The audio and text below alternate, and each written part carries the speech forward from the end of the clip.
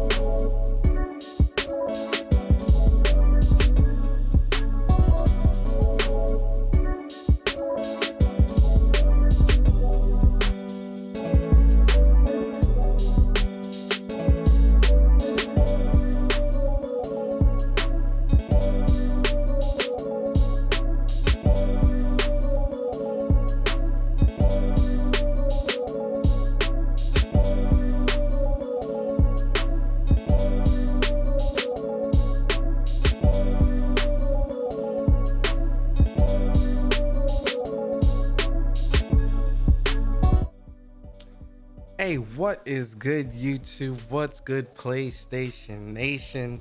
It is your boy Persona of Gaming with Persona, host of When Persona Speaks, and one half of the host of What's Up PlayStation podcast every Saturday morning at 11 a.m. I'm a PlayStation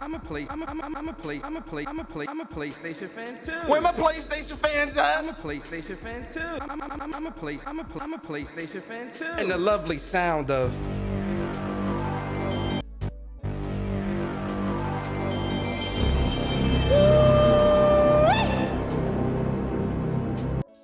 one more time, guys.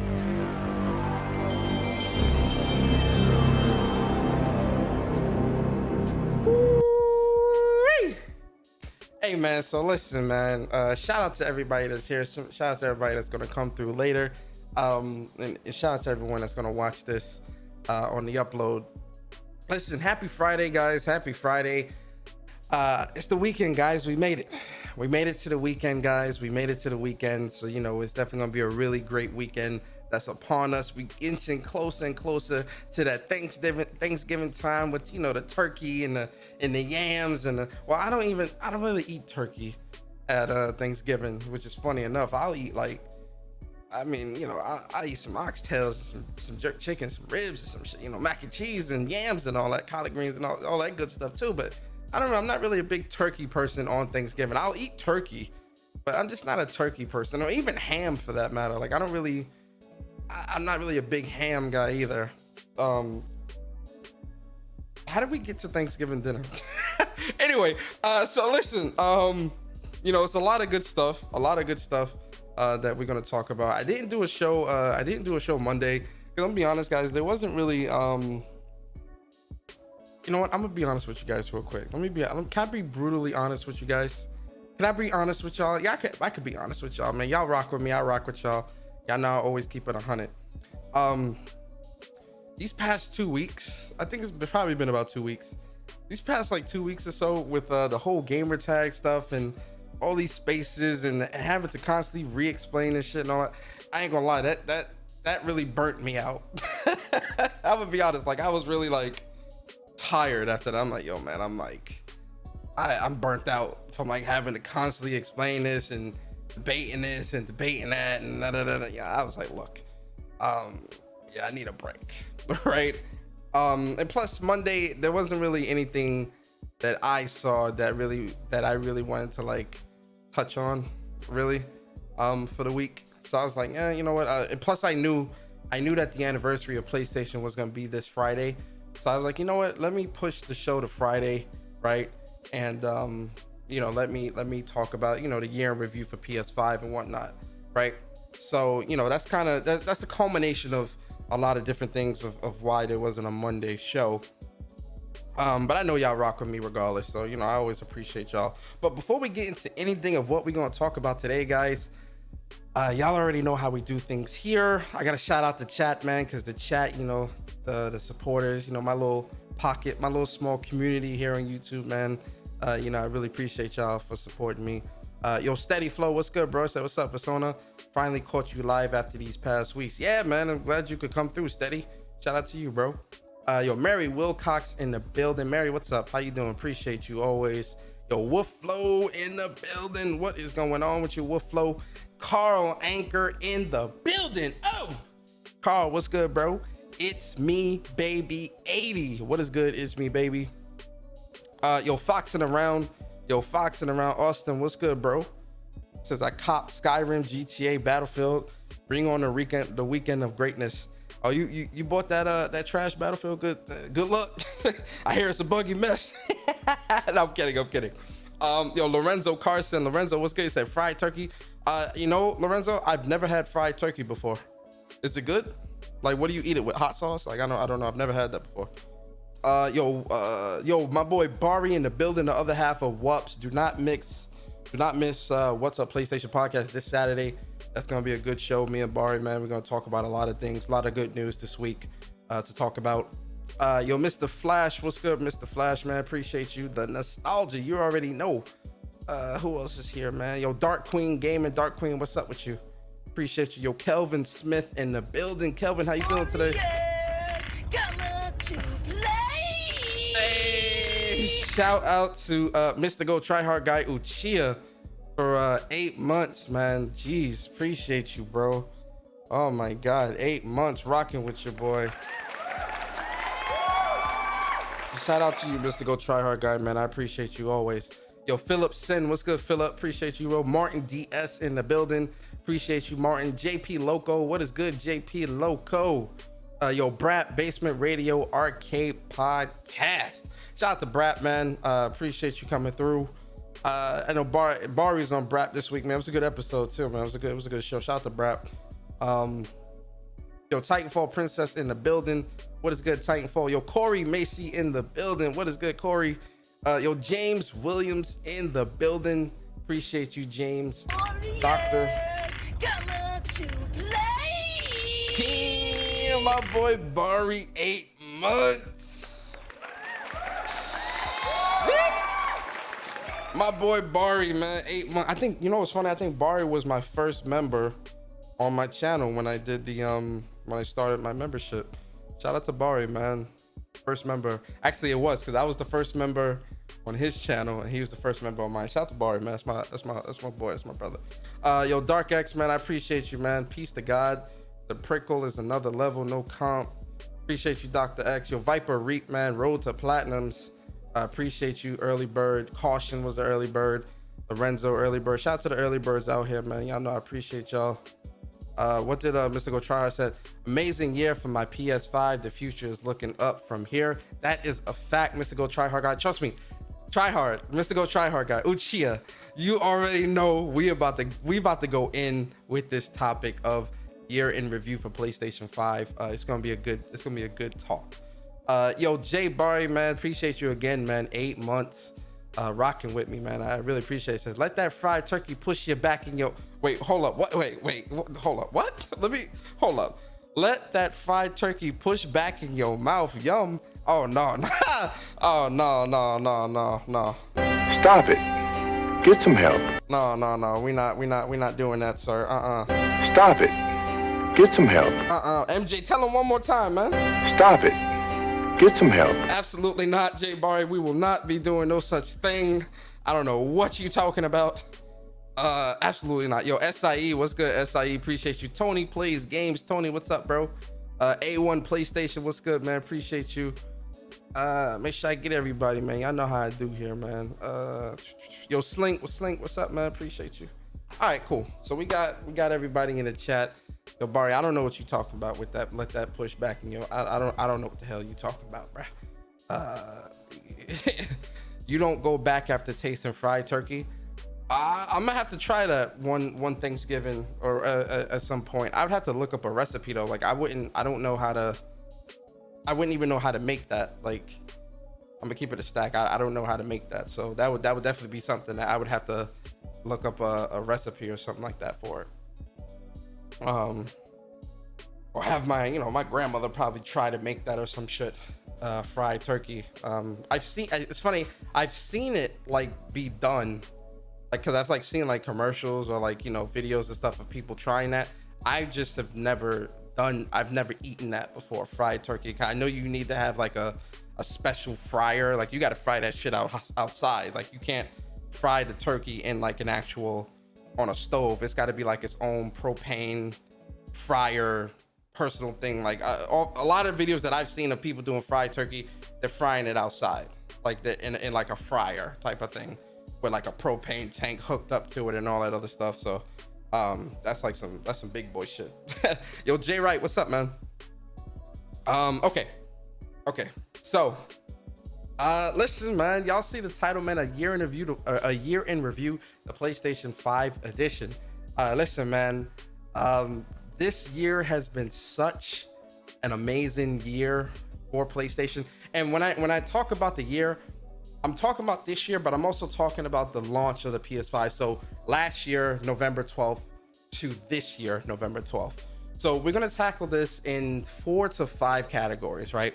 We're going to talk about the console. We're going to talk about the UI. We're going to talk about, the updates and stuff like that. We're going to talk about the games. We're going to talk about PlayStation itself, its messaging. We're going to go over it all, and I'm going to give my score because, contrary to what some people might think, my score is going to be, it's going to be up there, obviously, because PlayStation had a very strong year, but some areas are going to be a lot lower than what people think, especially when you think back to this year when, the beginning of this year when I, myself, and I know Barry was, and I know Sick, a lot of people were, but when I was talking about how PlayStation's messaging and things like that was really off and all that stuff. So we're going to talk about all of that, right? Because I think a lot of that definitely pertains to the PlayStation 5, right? So we're definitely going to talk about all of it, right? But I want to start off by showing you guys a very great picture that made me like smile ear to ear when I was looking for it to post it up this morning. I was like, yo, man, I'm trying to find a picture because I wanted to, I definitely wanted to. I wanted to, post it up for the anniversary, but I really wanted to also show it off during the podcast. So I'm glad I found the picture in my phone. I got like a million pictures in my phone, right? So, let's go back in time, guys. Let's go back in time to November 12th, 2020, right? It's we're at the height of the pandemic. Shipping. It's so much craziness was going on last year, but we all persevered as a society, as a community, especially within the gaming community. We all persevered with a lot of the trials and tribulations that we've gone through, right? And so, let's go back last year to September, right? Before we talk about November 12th, let's go back to September. And I know Barry's gonna laugh at this one, right? So September, we had got the showcase, from PlayStation, right? When they showed us, remember that clip I showed you guys of like me and Barry super hyped when they showed Final Fantasy 16?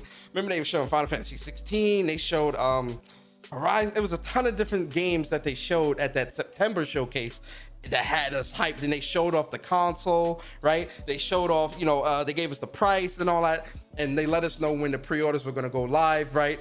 So, you know, it was like super hype, man. Oh, was that September? No, yeah, no, that was September.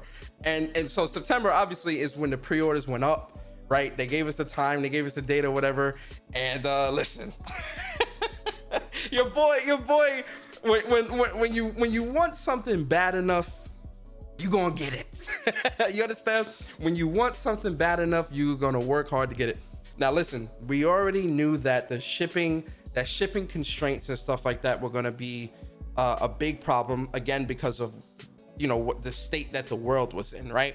So, you know, one of the biggest things for me that was really important, yo, Dewan, what's good? Captain Crunch, what's good? Yo, J Doggy, what's up? Game and Night, shout out to everybody. Cyber Dragon, what's good?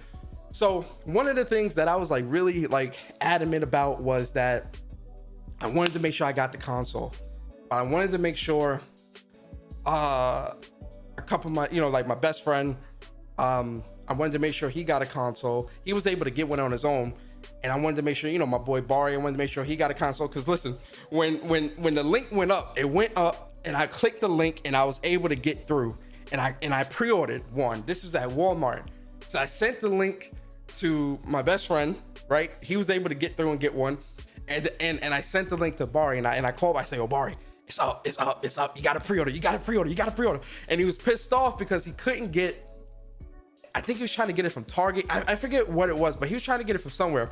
And he was like, yo, Mag. Oh no, Walmart. When I sent him the link, he couldn't get that one, but he was able to get one from Target. But it wasn't the digital, right? Because, you know, mine's is the digital. So this is mine. I'm gonna explain why I have two, and actually I had four at launch, but I'm gonna explain all that. Trust me. So when I got the one that I got from Walmart was the disc. And listen, I don't like the excuse me. I don't like the disc version. Hold on, let me get some water.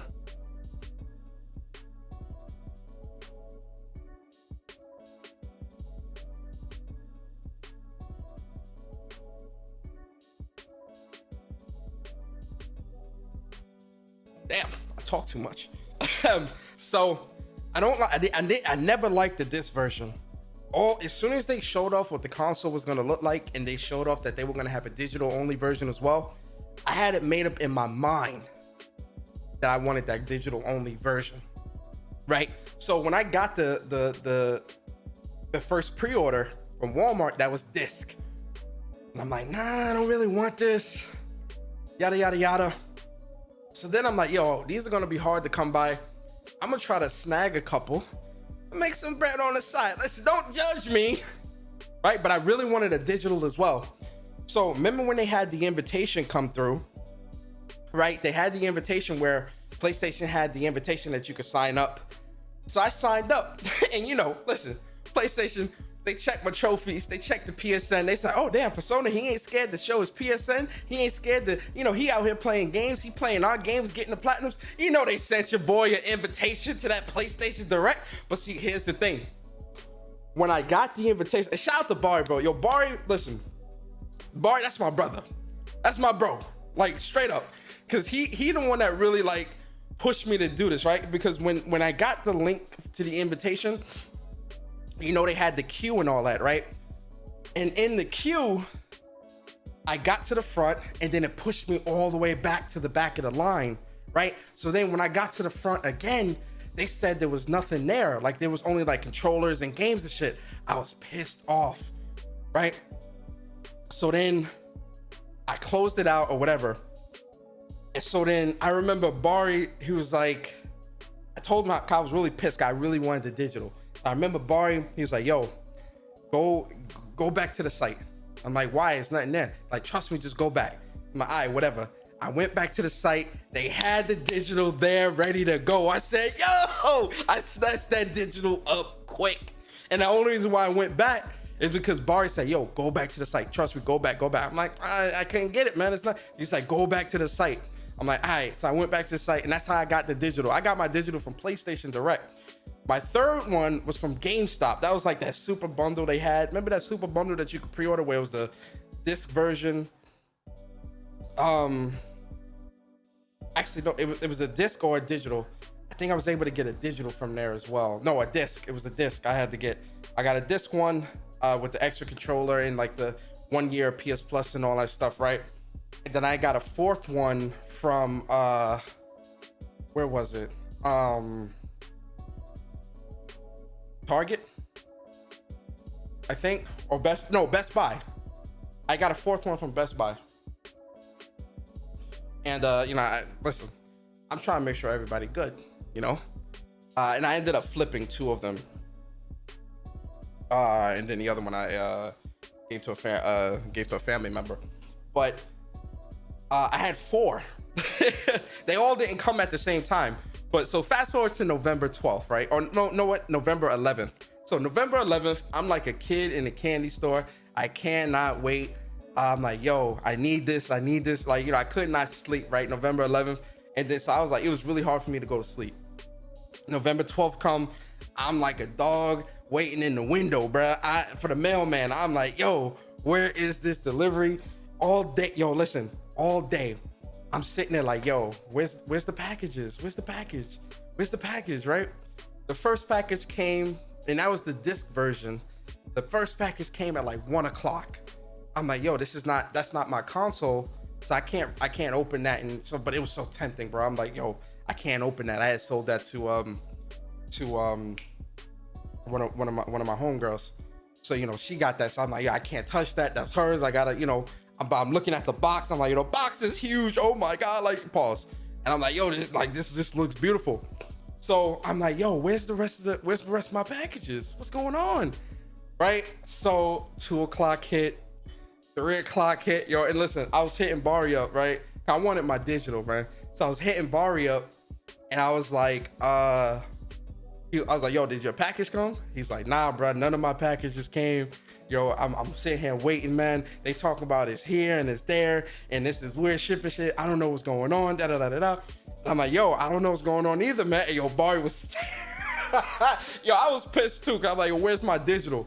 Cause and Barry's like, yo, cause like I remember me and Barry was on the phone, and I remember he was like looking out for the mailman, and there was a mailman that had like the stack of big boxes. So he's like, oh shit, I think that's the mailman. He about to come onto my floor. And then like, yo, like an hour later, he like, bro, he just left. He ain't delivered nothing. I said, yo, and I'm looking, it was the UPS guy.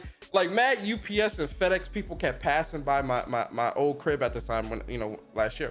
And I'm like, yo, what's up? So like 3:45, 4 o'clock, get that knock at the door. Boom, boom, boom, boom, boom.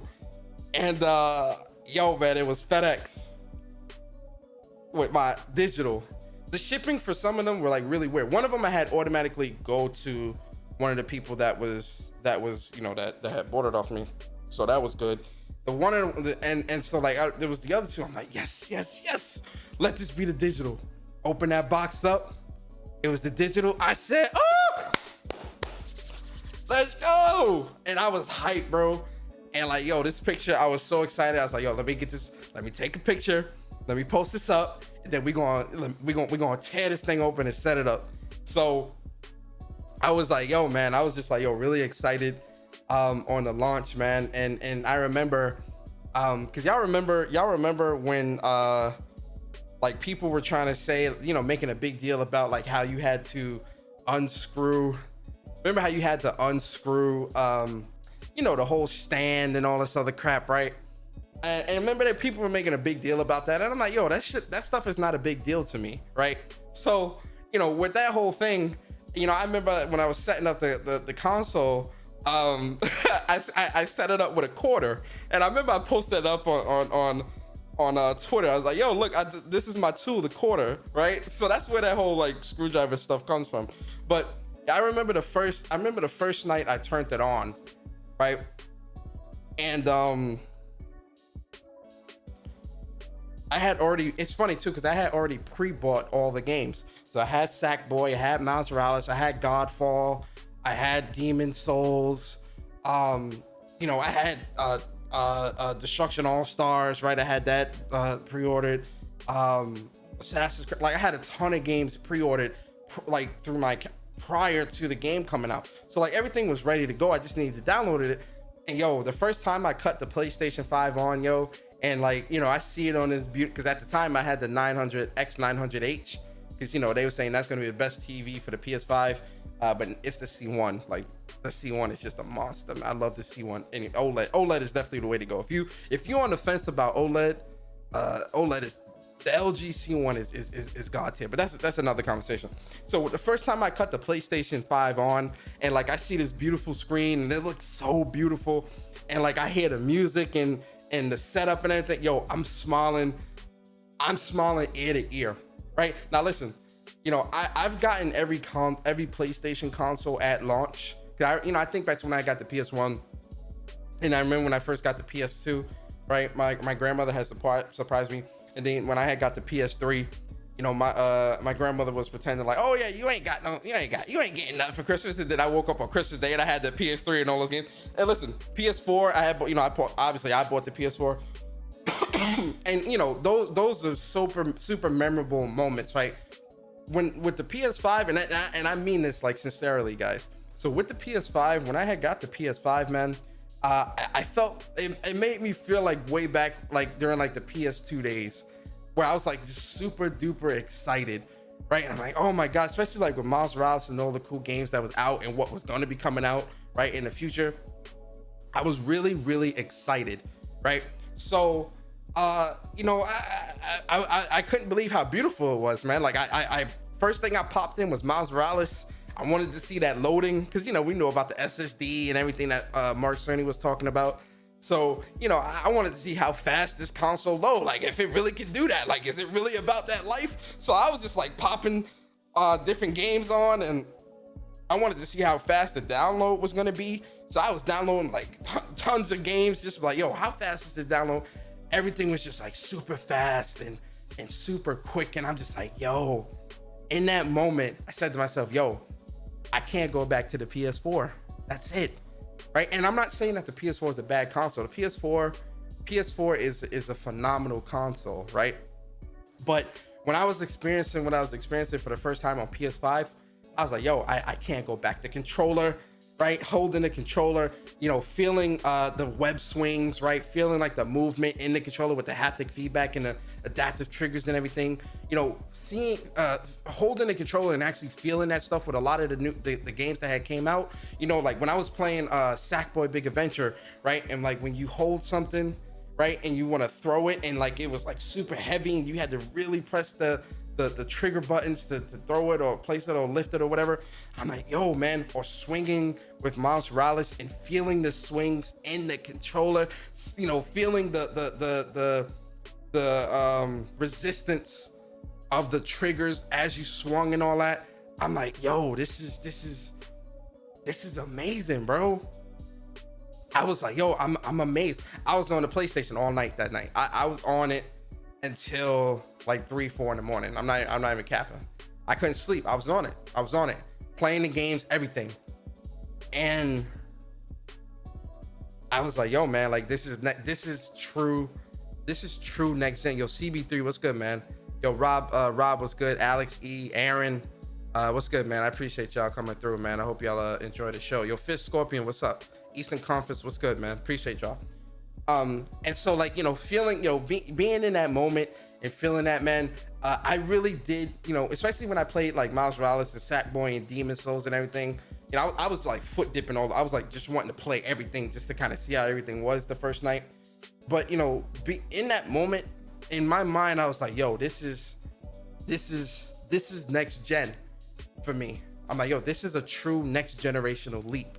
That's how I felt in the moment, because again, you know, when we had the fast loading, right, the instant loading, the 60 frames, you know, that looked really beautiful. The ray tracing, right, you know, the controller and what that was doing, the UI and all that stuff, or UX if you want to call it that, when I was looking at everything, the PlayStation Store integration and how fast and snappy it was, how quick everything was downloading, right? When I was looking at experiencing everything for the first time, in my mind, in that moment, I said, yo, this is a true next generation console. This is a next generational leap, right? So it was a great feeling. Like I just really, and I truly saw that and felt that, right? And I'm like, yo, this is true next gen, right? And that's what I think, a lot of that, experiencing a lot of that stuff for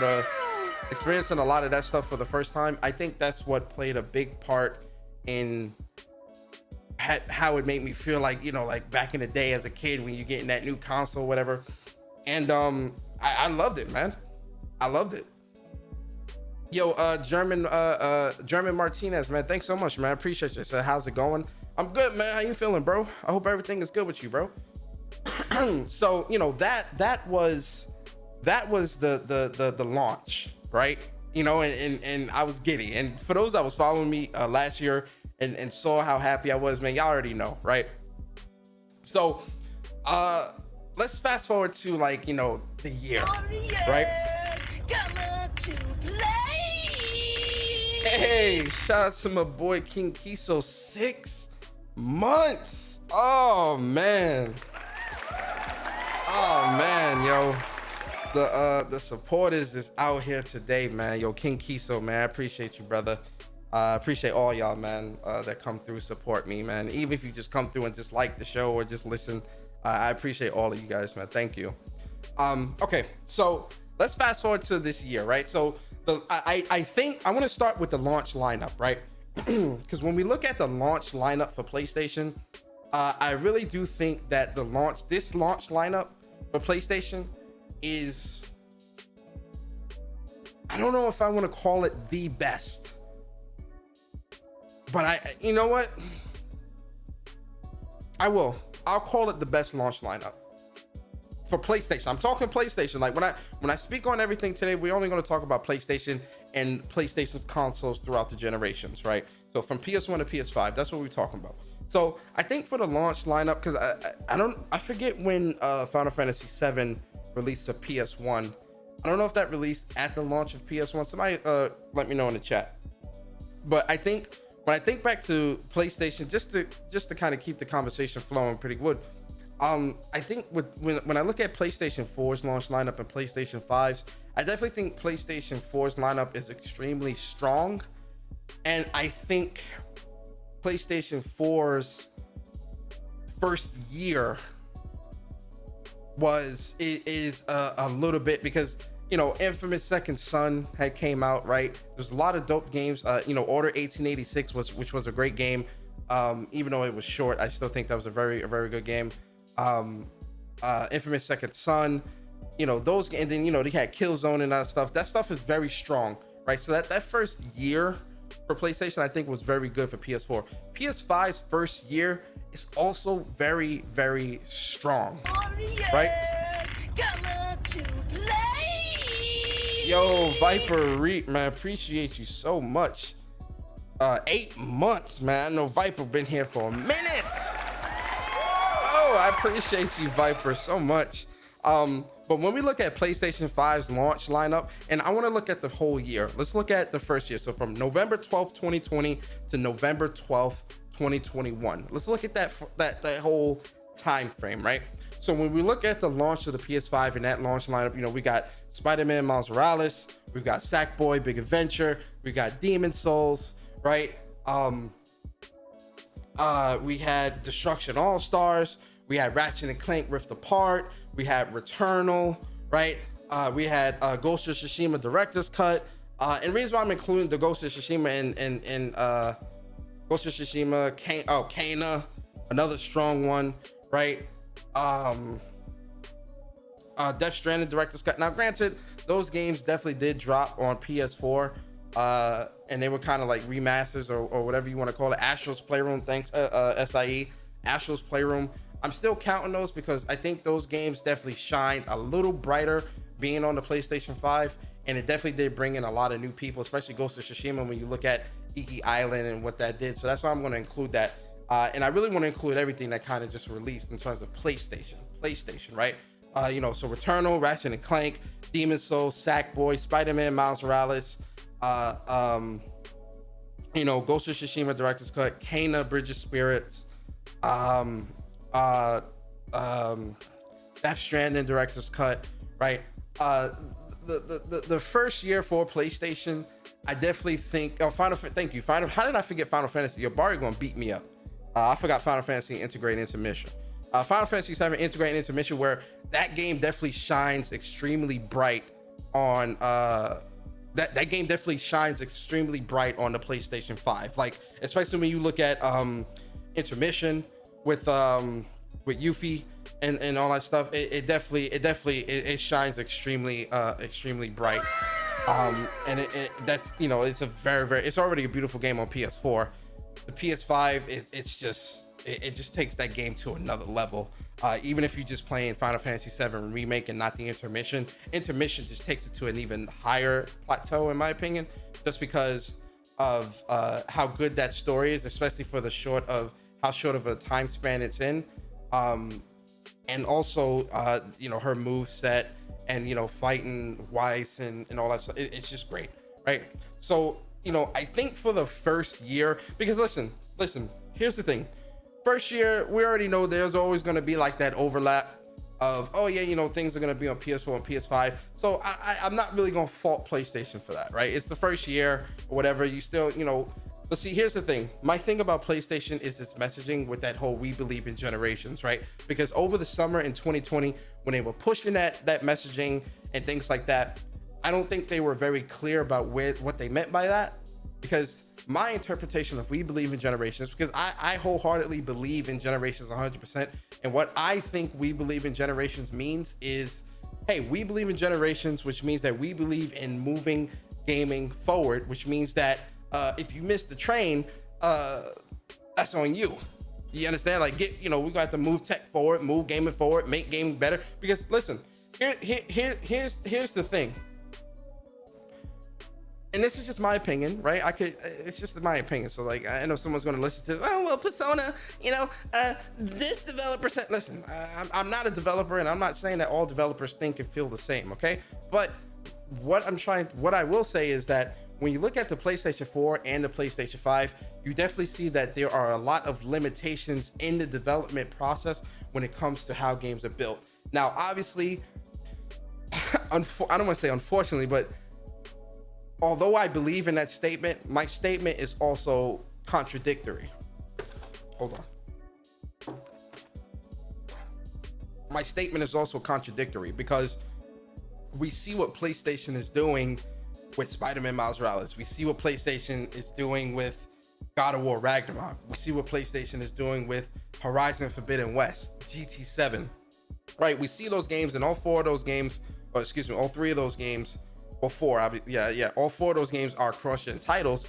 And from what we've seen, there does not seem to be any type of stopgap that is stopping PlayStation developers from creating these spectacular games to make it look like these are PlayStation 5 only titles. But at the same time, I do think that especially for me, and I know people that I've spoken with, there's definitely that always going to be that thought in the mind of, well, if this was PS5 only, could more be done here? Which we know it can, but again, you've got that ball and chain of PS4 that you're still dragging around, right? So that's one thing that I don't like about this first year, is that there is still a very heavy emphasis on supporting PlayStation 4, right? When we look at PS3 to PS4, PlayStation damn near instantly was like, look, PS3, we gonna cut you off, man. Like, that's it. And granted, I get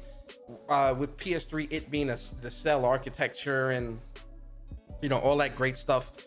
I think that's also was a big push for why they wanted to push away from that, and obviously the hack and all that. Like, PS3 was just that bad luck console, unfortunately. So I understand that portion of it, but I do think that when it comes to PlayStation 4 to PS5, PlayStation is definitely lagging to kind of cut them off, because we're going into 2022 And we still got a ton of games that have been delayed, obviously, due to pandemic and other unforeseeable things, but also still kind of dragging along that PS4, right? So when I look at the first year, I can accept the fact that sort of a little bit, and again, this might come off a little funny. I can kind of understand why that whole cross-gen thing is happening. It's the first year. You kind of want to give people time. Obviously, supply constraints obviously play into that, right? And obviously games being delayed, because realistically speaking, if Horizon, God of War, and GT still came out, these were slated to come out in 2021, and they all got pushed out into 2022. So realistically, if we're looking at it from, if we're looking at it at the optics of the situation, God of War, GT, and Horizon would have been year one releases where they would have been cross-gen, where everything would have been fine, right? But because they got pushed out into 2022, I'm not going to excuse the fact that they are cross-gen, because I'm like, look, I don't think all these big, these are like your system seller, big budget titles. And I stand by this, and I said this at the beginning of the year, I do not think these games need to be cross-gen. But I'm also looking at the supply constraints, and I'm like, I can see why they're definitely still kind of lugging around that ball and chain. Let me get these super chats real quick. Yo, Viper Reap, man, appreciate you for 8 months as a member. He says, so many games, not really worried about cash flow, worried about time to play all of them. Had to stop listening to Spaces to find time. Hey, yo, listen, man, I think people are getting tired of them Spaces, man. I ain't seeing them things go up as much anymore. I still see like the usual that just live in them spaces, but I'm seeing a lot of people just not posting them up, man. They just not doing them. It's just not. They burnt out, man. It's a burnout. It's burnt, especially after this whole gamer tag shit the past 2 weeks. People are burnt out, man. They definitely want a break, especially now it's holiday time. Ain't nobody trying to be in no fucking space doing that bullshit. Yo, Rob Gaming TV, man, appreciate you for the super chat. He says, you and Barry keep up the good work. Yo, thank you. Really appreciate you. Appreciate the support. Appreciate support from everybody. Yo, Amanda, what's up? Vedra, what's up? So yeah, when I think of the first year of PlayStation 5, there's definitely a lot of next gen titles. There's a good number, because obviously, Returnal and Ratchet and Clank, next gen titles. Destruction All Star, next gen only. There was definitely some good next gen titles, and just good titles in general that really showed off the power that PS5, both third party and first party and second party. And I think one of the things that PlayStation did really well this year, well, let me start with the bad. One of the things that PlayStation, when it comes to PlayStation 5, one of the things that PlayStation, I think, kind of fumbled a little bit this year was their messaging, right? Because there were a lot of times throughout the course of this year where the messaging for PlayStation, pertaining to PlayStation 5, pertaining to games and stuff like that, was really, really messy, right? Especially at the very beginning of the year. For like the first 2 or 3 months at the beginning of the year, you guys remember, right? You guys remember when I was talking about how PlayStation needs to get better with these blog articles and what they're putting out and how they're putting it out, and because remember they had the whole Jade Raymond announcement, and it was just this wall of text. There was no teaser image, nothing, all that stuff I was talking about. And a lot of y'all were getting at me about that. Yo, Cooper, what's up? A lot of y'all were getting at me about that. But I was right, right? They changed it up, and now it's much better towards the end of the year. But I do think that the early beginning stages of the new year, they definitely were struggling with their messaging. They were definitely struggling with conveying when games were going to come out, showing off certain games, certain state of plays, like with this whole Death Stranding situation, not Death Stranding, Death Loop. Showing it at every showcase, trying to push that on the PS5. I'm like, yo, man, like that stuff was really, that's what would really impact me, is just the messaging when it came to PlayStation 5 and what we could expect. Some of it was just really off. But when it came to the games themselves, I do think that the games were great for the year. A very strong, very strong game, and very strong lineup. I know a lot of people are looking at these last 2 months of the year, this holiday time, and oh well, PlayStation don't got nothing, and I'm like, so the last 10 months just don't matter. That's what you're telling me? Like stop it. And obviously we see that PlayStation, it's been sold out all year. It's still hard right now to get a PlayStation. And with the news that came out earlier this week about how PlayStation's they had to cut their production for the PS5 by 1 million, it's like, yo, going into 2022, getting a PS5 is going to be tough. It is going to be really, really tough because, even if they're making 26 million PS5s made available, that's being made available for the world. You get what I'm saying? And there's a lot of people out there who want a PS5, both existing PlayStation gamers, but also newcomers to gaming, that want a PS5. So it's going to be like, yo, if you don't have a PS5, you're definitely going to be competing with a lot of people, especially this holiday, right? With the whole Black Friday deals, Black Friday sales and things like that. There is going to be a lot of competition, right? So I think the supply constraints is what's really is really messing up how PlayStation is moving when it comes to certain things, right? Because again, they have done a good job of getting us hype, right? I'm hyped for the future of PlayStation. I'm hyped for the partnerships that they have with Firewalk, Jade Raymond Studio, which is the Haven Studio, Deviation Studio, right? This new partnership with they have another partnership. I can't think of the other one, but I'm really excited to see what they are cooking up, right? Then obviously we got the new acquisitions with Firesprite and Nixus and Blue Point, right? So we know that they're definitely going to be creating a lot of great things, right? But then obviously we're looking at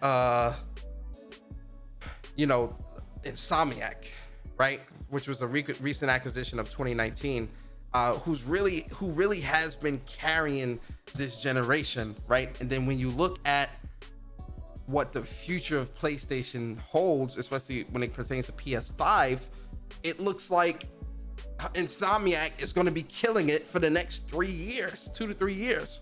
Because especially with the most recent showcase and this is why I say PlayStation. This is why I'm saying PlayStation has done a good job of getting people hype to own a PlayStation. Wolverine, right? God of War, right? Let's talk 2022 first. 2022, God of War, Horizon Forbidden West, GT7, fire. Final Fantasy 16. Exclusive, fire. Forspoken, fire. Knights of the Old Republic remake, fire. Wolverine, fire. Spider-Man 2, fire. Right? And there's still a ton of studios under PlayStation that still haven't shown what they're working on, right? So when you look at the first year of PlayStation, what they delivered, and look at the future, I do think that within this first year, PlayStation has done a good job of getting you hyped to own a PlayStation. I have to give them kudos, especially again with the pandemic and all this other stuff happening. And listen, PlayStation had a lot of missteps this year, right? I definitely think PlayStation, the way they were handling themselves, like the first 6 months, they definitely had some missteps this year. But I do think they definitely corrected it, and they definitely did a good job of sticking the landing when it was necessary in order to let you know why you need to own a PlayStation 5, right? But see, here's the negative for me. This whole games going to PC thing. Listen, guys, I've been talking about this since like 2019, 2018. I'm gonna be honest. I'm tired of having to explain why I feel the way I feel. But for the sake of this conversation, we'll talk about it briefly. A big negative for me this year, looking at the PlayStation 5 and just looking at PlayStation, is the fact that with PlayStation, it's not their games, right? PlayStation is putting out great games. They got a lot of stuff on the horizon. It's really great. I just think that when it comes to PlayStation 5, right? We know that's the most sought after console. People love it. we know all that, right? It's just PlayStation is also doing a good job of planting that seed of doubt when it comes to if and or when a game is going to be going to PC, right? We saw them start to push this whole PC games going to PC thing a little bit heavier last year, right? And they just kind of went full force this year with all the games that's releasing. Like, the most recent one is God of War, which releases in January. God of War, which one is it? God of War 2018, which is releasing on PC. Me personally, I just don't agree with that on multiple levels. I think that to get the most obvious one out the way, I don't think PC gamers deserve anything. To be honest with you, not anything. And I'm not just this isn't just for PlayStation, Nintendo and Xbox. I don't think PC gamers deserve any of those games. Go buy the console and play the games. Like, straight, I'm being straight up. Like, and listen, people are gonna hear, oh, well, Persona, it's not like that. Why does that matter? That shouldn't matter. Blah blah blah. Listen, I don't give a fuck what you think. I'm gonna be honest. I really don't give a fuck. Right? This goes across the board. PlayStation, Xbox, and Nintendo. Those games do not belong on PC. They don't deserve it. Straight up, they don't deserve it, right? And it sucks that Xbox has gone full force into doing that, because we see where that leaves Xbox, right? And I just don't want PlayStation gamers and the console to be subjected to the same thing. And see, here's the thing: a lot of people keep saying, "Oh well, Persona, that'll never happen because people are gonna stay on PC and people are gonna do this and that and that." And I'm like, yeah, well, last generation, Xbox was, or not last generation, during the PS3 and 360 generation, Xbox was the lead platform. With all the map packs going to Xbox first, and the home of the shooter, and had all these great online components and everything. Xbox was killing it with the exclusives, yearly exclusive deals with games and all this great stuff, right? And then PS4 came out and was doing what it did and knocked Xbox off its pedestal. And then Xbox went the whole PC route and they still haven't bounced back. What the fuck are you talking about, man? And these same people that say that stuff, they themselves don't play on PlayStation. They don't. You know what I'm saying? And so I'm sitting there and I'm looking and I'm like, why would I listen to what you have to say about something that pertains to PlayStation when you don't support or play on PlayStation? Of course you think that because you're not playing on this console, right? So that's my whole thing about that. I really don't give a fuck what like all these other people have to say, but I stand by no console game belongs on PC. They don't deserve it. Straight up. They don't deserve it. That's straight up. But it looks like that's the route that they're going, right? In terms of day and date, I'm be honest, at this point, I don't know. Because when we were talking about it last year, they were saying, oh, it's only going to be old PS4. Here's where I'm sorry, I'm going on a tangent. Let me just make this point, because this is why I say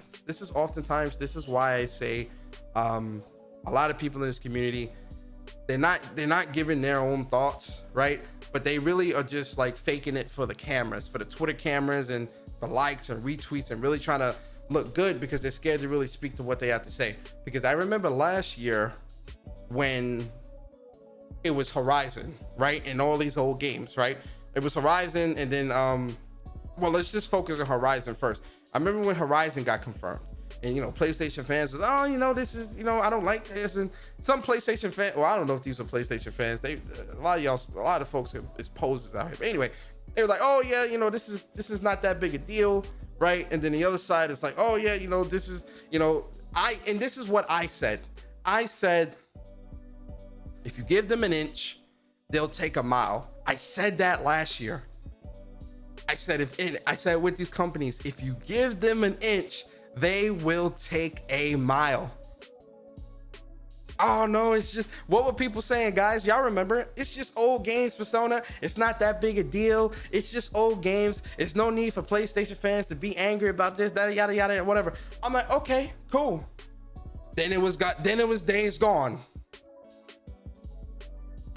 Then it was Uncharted Collection, Uncharted 4 and Lost Legacy. Now it's Uncharted 4 and Lost Legacy. Now it's God of War.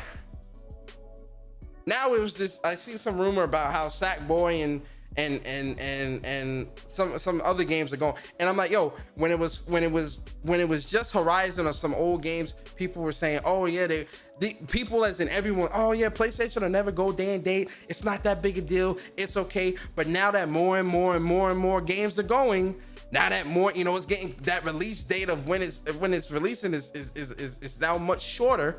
Like from when it's released on PlayStation to when it goes to PC. Now that that's much shorter, now people are changing their tune to, yeah, PlayStation needs to go day and date. Yeah, this is great. What happened to it not being, what happened to it just being old games? What happened to you thinking that, oh, it would never be PlayStation day and date? Now this is what people want. And that's the whole thing of what I was talking about with this whole, if you give them an inch, they take a mile. Because I remember the articles that were coming out that where Jim Ryan and PlayStation said, oh yeah, there's no adverse reaction and all this other stuff. And I'm like, from PlayStation fans, and I'm like, who the fuck are you listening to? Where are you seeing this? Right? Whatever. But that is also a negative for me for the year when I'm looking at PS5, because it's like, yo, look, PlayStation 5 is a great console. It's definitely had its great games to come out. But my whole thing is looking at PlayStation 5 towards the future. There's a lot of great games coming out, and I don't think anyone here will dispute that or speak against that, right?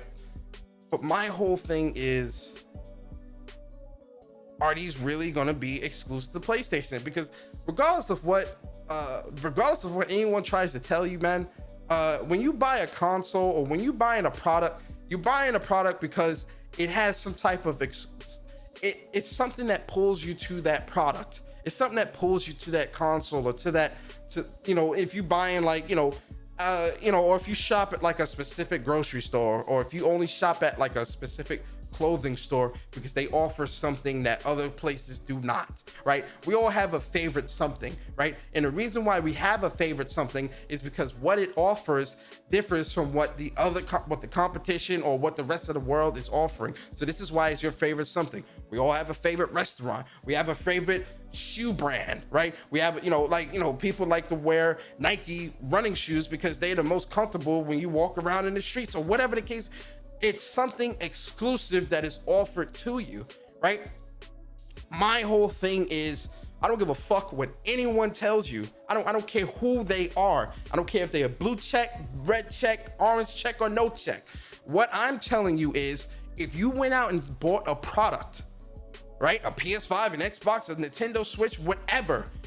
You bought that product because it is offering something of value that you look at as of value to you that you cannot get anywhere else.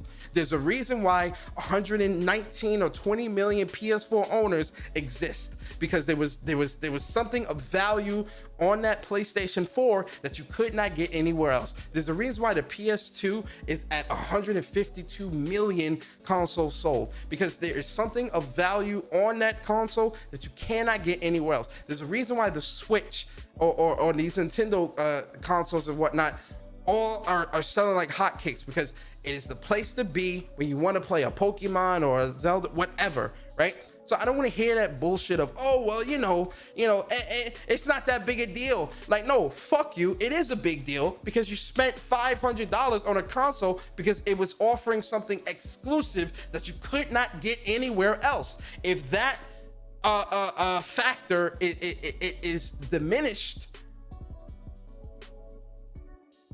how is that right to the buyer of said console? I don't care what these big YouTubers. I don't care, because it's all bullshit, right? That's all bullshit for the cameras. I'm not going to bullshit you, man, right? And I'm speaking across the board here. I'm not going to bullshit you. We all went out and bought a PS5 because it offered something that you could not get anywhere else. Now, if that value that's there diminishes, that's the question you ask. That's the question. But anyway, so that is a negative. That is a negative for me for the year. It's this whole PlayStation to PC thing. I don't agree. I never will agree. I'll never think it's okay. I don't give a fuck if it's a launch game from PS4. I will never agree. I will never be okay with it. Never. But I'm tired of. The funny thing is, I'm tired of talking about it. I've been talking about it for so long, so that's why, like, when it happens now, I'm just like, because I'm not surprised anymore. At first with Horizon and all that, I'm like, what the hell, like, what's going on? Now, going into 2022, I wouldn't be surprised if they said, hey, you know what, GT Horizon and God of War Ragnarok, we're gonna make those, we're gonna release those in 2022 as well, or release those at the same. I wouldn't be surprised. I wouldn't be surprised, because I'm like, and really, if that happens, I'm just like, I'm not surprised. Like, real talk, I'm not surprised. But that messaging around PC and exclusivities and the exclusives for PlayStation and when they will go or won't go, or this will go, not go.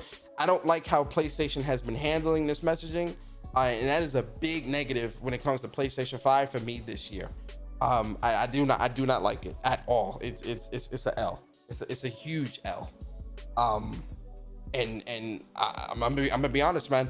When it comes to PlayStation, just be straightforward, man. Just be straight up. Just be like, yo, look, it's gonna be a 6-month exclusivity window between PlayStation 5 and PC, or day and date or whatever. I don't know. Like, just come out with it, man. Just come out with it. Let us know what that is. Like, going into 2022 and moving forward, let us know. Because I'll be honest, all this cat and mouse bullshit, I'm good, man. I don't do cat and mouse anyway. So just let us know. That's how I feel. There was another one I wanted to talk about. The console itself, like in terms of the PlayStation 5, I know a lot of people had problems with like the build and all that other stuff. I love the build of the console. I think it looks great. Especially this is another reason why I really wanted the digital, because that disc version, it just looked weird to me, man. Like that thing got a big booty with that disc version. I'm just like, I can't really get down with this. You get what I'm saying? So that's another reason why I really love the digital.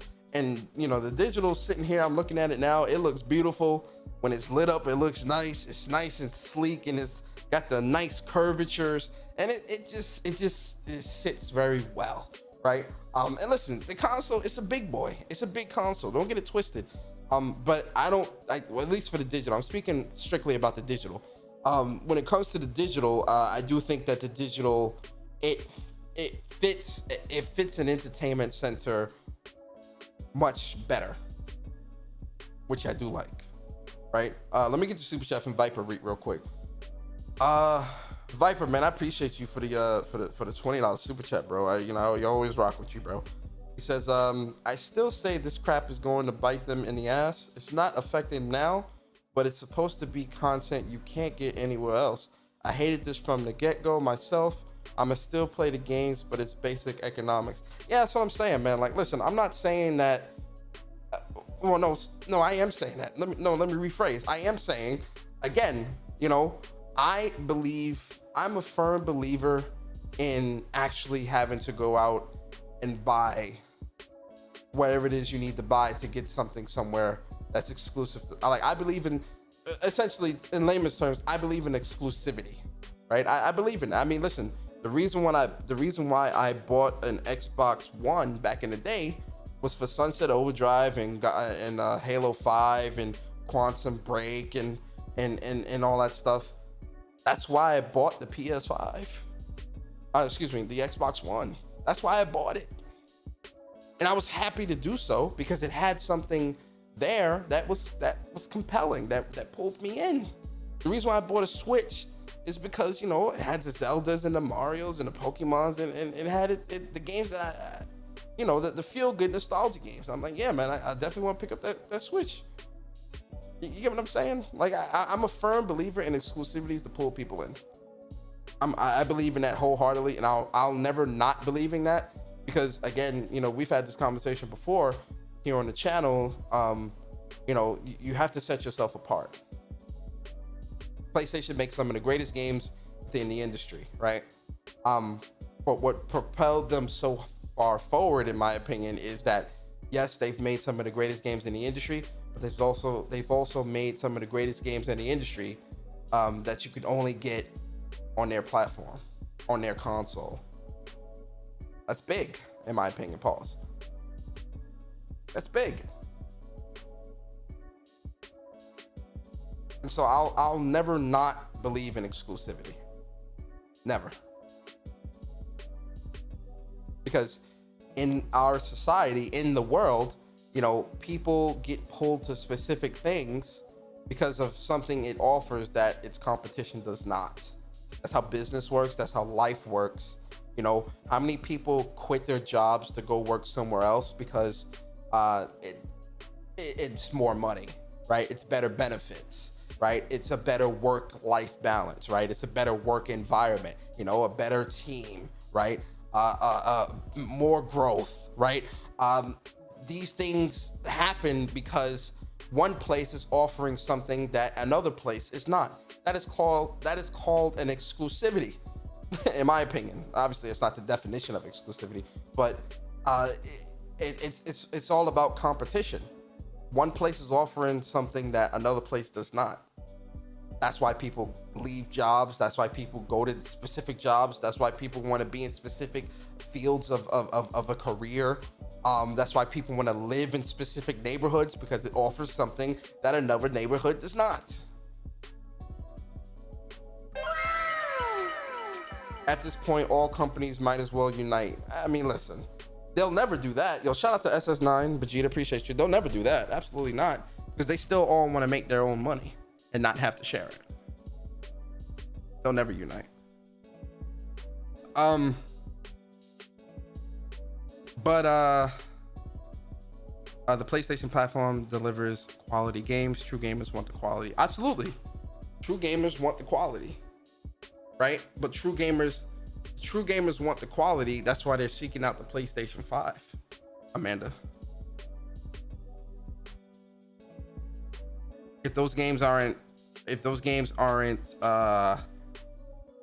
there exclusively, they won't seek the PS5. They'll seek the game out to wherever they can get it. Now, obviously, it'll be PS5 or it'll be PC or whatever other form they try to do.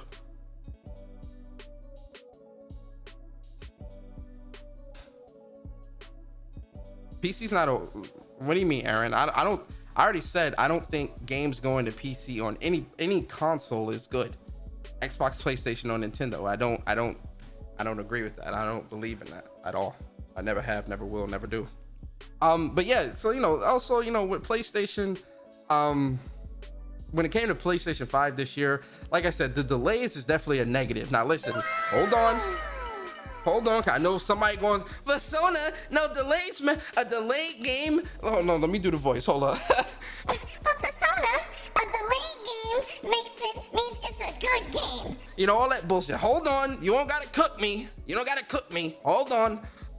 Listen, I do agree that, I understand delays, right? I understand that a game has to be delayed because, they need more time to make the game great and all that other stuff. I understand that, okay? I understand that 100%, okay? So nobody in the chat cook me, okay? That's the disclaimer. But at the same time, I'm still allowed to feel disappointment, right? Or still hold that against PlayStation. Because if it was any other console, we would hold it against them.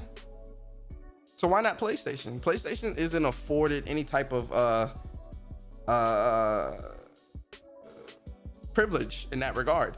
The delays definitely hurt them this year.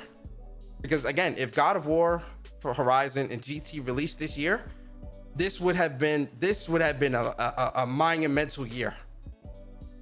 Like crazy. And again, it was still a good year, but if those games had released this year, oh boy, would it have been magical.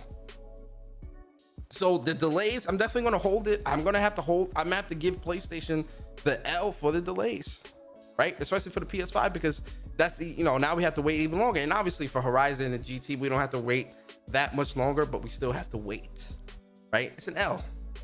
Those games were slated for 2021. They got delayed. It's an L. I understand the delay. I'm not saying that they're not allowed to be delayed, but you still got to get points taken off for that. That's an L. That's an L. Wholeheartedly, that's an L. And I know Barry probably gonna cook me tomorrow on WUPS. I definitely want to hear Barry's thoughts tomorrow on WUPS.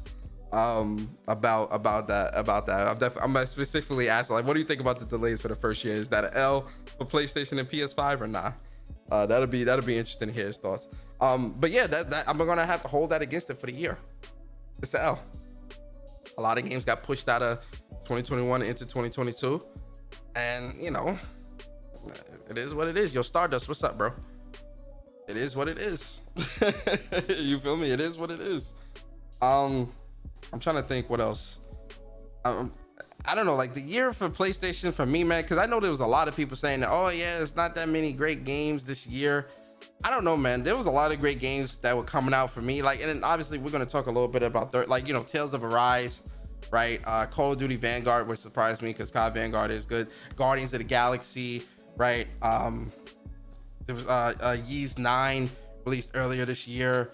There's a couple other games I'm missing, but there was some solid games releasing on PlayStation this year that just had Guilty Gear, Melty Blood, like a lot of good games released this year that had me like, yo, I'm very happy gaming wise. Like when it came to gaming this year, very, very happy. I wasn't as disappointed, right? And I think PlayStation did a good job with that, man. There's a lot of good stuff, a lot of good stuff to look forward to, right? So the negatives for me, the negatives for PlayStation this year are this whole PlayStation PC bullshit. That's a negative. The delays, unfortunately, that's a negative. Although we understand it, it's still a negative. Messaging was a negative for the year. Trying to think of other negatives. I think that's really it. Like I'm trying to think. That's really it. The big negatives for me this year was that. The positives is obviously being able to even launch the console in the pandemic. That's a huge lift, right? So you got to give PlayStation props for that. Having a very strong day one launch lineup, very, very strong. I definitely think it's one of the strongest out of all of PlayStation. Very strong day one launch lineup, and I would say a moderate to strong, a moderate to semi-strong first year, right? Because again, with Returnal, is this kid smooth or Persona? Hey man, this is Persona all the way, man. Y'all already know. I think with Returnal and Ratchet and Clank Rift Apart, I think those are big games, especially with Returnal, because with Returnal and looking at Housemarque and what Housemarque set out to accomplish, and you see some Returnals for success, and you see like how much people are enjoying that game, and how happy both PlayStation and Housemarque are with the sales of that game. I loved Returnal. I think it was a very, very good game. And then Ratchet and Clank, man, again, Insomniac knocking it out the park, carrying next gen on its back. I do think that Ratchet and Clank Rift Apart is a very strong title, right? I loved it, And then Kena Bridges, I still need to finish Kena. So I can't really. I'm not going to speak too heavy on it. And then the China Hero Project games. So Fist, right? Another great one. That they're doing really good with that as well. So I think that PlayStation has done a good job this year. Real talk. Got it. I want to hear y'all thoughts real quick though. I'll open up the chat real quick if y'all want to give y'all thoughts real quick on the first year.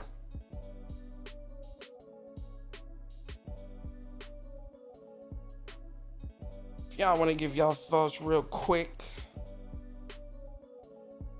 y'all can.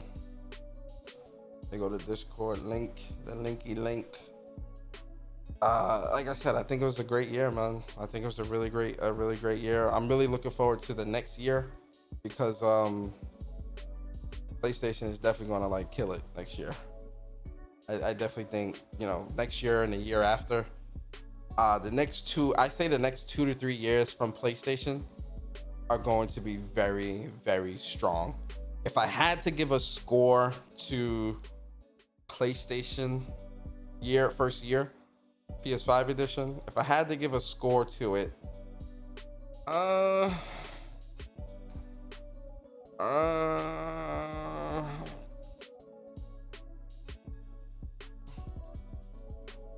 give it an A. I give it an A minus. A minus, B plus. A minus to a B plus. Let me sleep on that. I'm gonna say from an A minus to a B plus to an A minus. If I had to score the first year, if I had to put a number score, 7.5. A 7 to a 7.5 out of 10 for the first year, for the year in review, PS5 edition. I don't know. Yo, Blue Mustang, what's good, bro? Oh, you ain't got your mic. A minus, right? Yeah, I'm floating. Let me sleep on it. Let me sleep on that. I'll give a concrete score tomorrow. Tomorrow on Whoops. I'll probably give it about 7.5. 7.5. Only because, again, I'm thinking about that PC shit and you know, the delays and stuff like that. But I do, again, it's a very solid year though. Like a 7.5 to like an 8 is a very strong. That's a very strong start. And when you look at the next 2 to 3 years, it's even stronger. But again, man, I can't get over. I just can't get over. You know, that PC shit, especially how everything is happening now, man. I can't get over that, man. That stuff is. I'm not with that. Straight up. Yo, Blue Mustang, what's good, bro? Yo, what's up? Chilling, man. Chilling. I'm happy to see you come through, bro. Yeah, I'm just here playing some GTA right now. Which one you playing? San Andreas. Hey, that's where I started too. I yeah, that's the first one. Yeah, I booted up all 3 just to kind of see how they all compared graphically. But the one that I've really been like doing like the story missions and really playing through again is definitely San Andreas, because that one just resonates with me so much from back in the day. Yeah, it's one of the memories, like, because I mean it's that, and I like Vice City too, but I don't know, I keep going back to San Andreas. Okay, yeah. San Andreas is just the greatest, man. The music, the dialogue, all of that is just the story. It's all just great, man. Like it's when I first booted it back up, because I haven't played San Andreas since PS2 actually. I never played like the re-releases that they did on PS3 and PS4. I never bought those and played them. So playing it again, I'm just like, yo, man, seeing CJ and the crew and like, you know, the funny moments. I'm like, yo, this is great. So it's definitely good to go down memory lane with that, man. Yo, happy, you know, thank you for your service too, man. I know Veterans Day was yesterday. You know, no problem, sir, man. I appreciate you, bro. No problem, man. All right, so this year in review, man, PS5 edition, man. I've been talking for an hour. Blue Mustang, I'm gonna give you the floor and, you know, let you kind of spit your take to the people, man. Talk to us, man. Like, you know, what's your thoughts on this first year with PlayStation 5 and PlayStation in general? This first year with the year in review, man. What's your overall thoughts? So to me, I enjoyed it. I bought both of them day one. It was interesting because a lot of people was wondering, how did I get a PS5 day one? I was deployed when the midnight. Actually, I was asleep and I was deployed when the sales went up. And I'm sitting there like, I woke up because they did the whole announcement where I watched it, went to sleep, woke up, and I was like, oh crap, you can pre-order. And I was like, oh crap, I'm gonna miss out on it. So I was on Best Buy.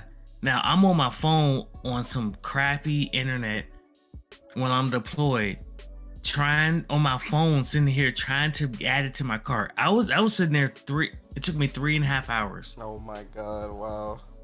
of it being, and that was with it being in the cart. It was in my cart for 3.5 hours. And at one point it said it was sold out. And I was like, I refuse to accept that it was sold out. Yo, So I went back and added back, because a thing that a lot of people didn't know how Best Buy works is when you pre-order with Best Buy, they do a hold charge to see if you have the money. Yeah. And then if you don't, they're gonna decline it, and it's like boom, it goes back. And I'm just like, you know what? I'm pretty sure there's some people who didn't know that. They tried to pre-order and they didn't have the money, because they're not gonna charge me until a week later.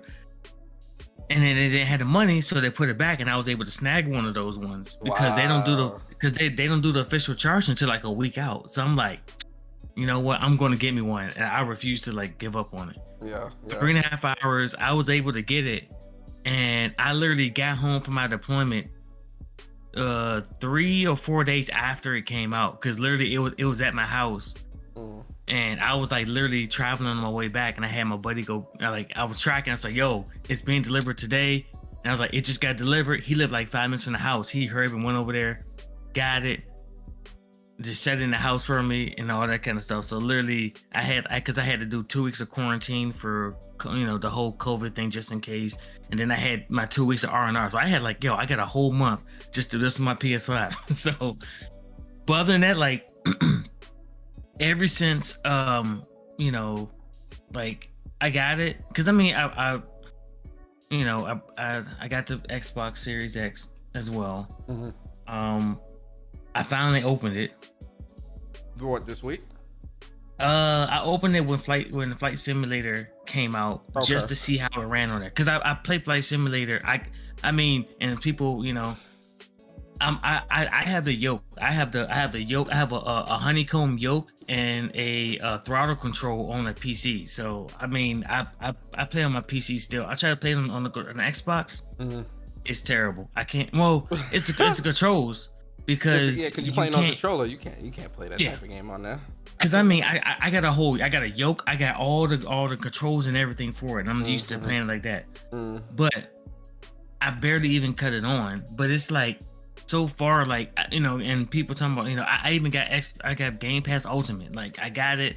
I go add the games, play them or whatever. But literally, throughout the year, I've always been going to the PS5. The PS5 has not let me down. People tell me, PS5 ain't provide anything. I was like, no matter what, I've been satisfied.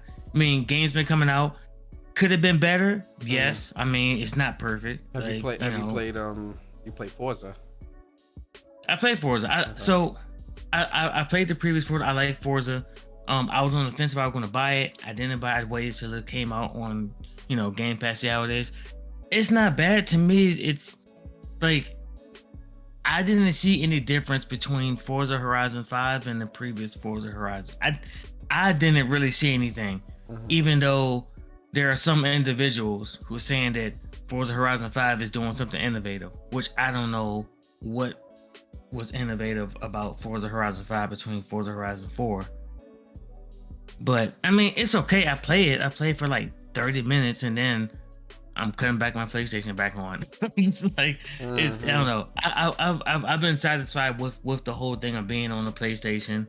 Is where I've been invested into the PlayStation ever since because I mean, I was primary piece 360 up until 2012, and then that was when I moved like duty stations, and then the people I work with, they all played on PlayStation, and then I switched over, and then I've just been PlayStation since then. So that was PS3, the end of PS3 going on to the PS4, and I've just been PlayStation primary since then.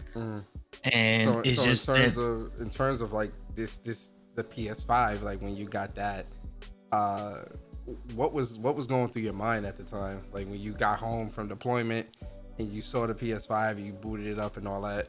What was like your first? What was going through your mind? How did you feel? I'm curious. Yo, you know that feeling you get the hair stick up on your head, like yeah. It was like, I was like, yo, this I'm like, this is. It was excitement, man. It was you know that feeling is like, man, like you know, something that they feel as a kid, like you get something new. It felt like Christmas.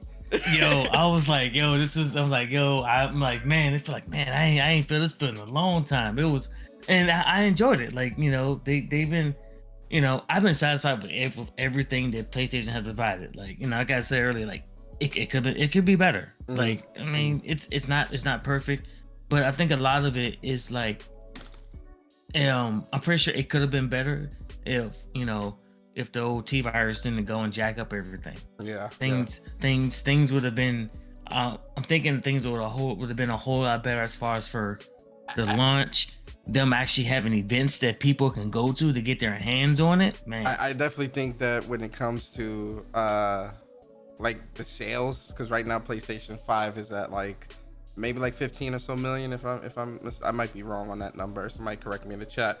But I think if everything was normal when the PlayStation 5 released, I definitely do think that we would be looking at like 25 million sold right now.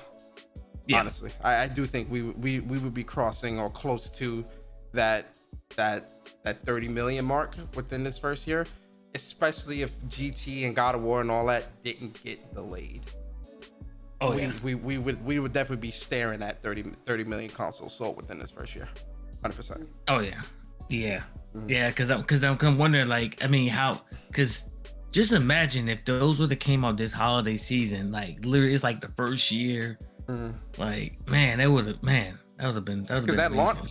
What do you think of the launch lineup? Because you had Demon Souls, Sackboy, Miles Morales, Bug Snacks. It was a couple other games, but those are like the big standout, like Demon Souls, Sackboy, Miles Morales. Those are the big three when it comes to PlayStation. When you look at that launch lineup, how'd you feel about that compared to PlayStation 4? I mean, it was decent. Like, I mean, that's the thing. Like, I know I've heard people, say that PlayStation really don't launch strong, but over time they get stronger over time with them when it comes to their lineup, and which to me, like, I was satisfied. I mean, even though I got Sackboy, I didn't want to play too much of it. I used to be in the Sackboy like a long time ago into Little Big Planet, but I tried to get into it, but I guess it's as you get older, it kind of drift away from certain things, but man, I put a lot of time into Miles Morales. Miles Morales was like my thing. I was just like that had me like occupied for like the longest time.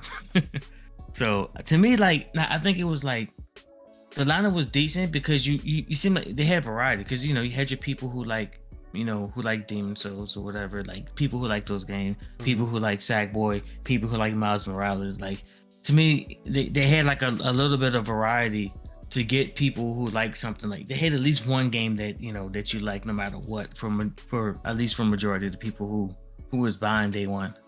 Yeah, I agree, man. So what, looking at like some of the negatives that I like, so like the ones I listed out for the first year is the whole PC stuff, that strategy, the delays, and then I think the messaging was a little off when it comes to the first half of the year, like first like 3 or 4 months at least, 2021. What would you say would be some negatives for you within this first year looking at PlayStation and the PlayStation 5? I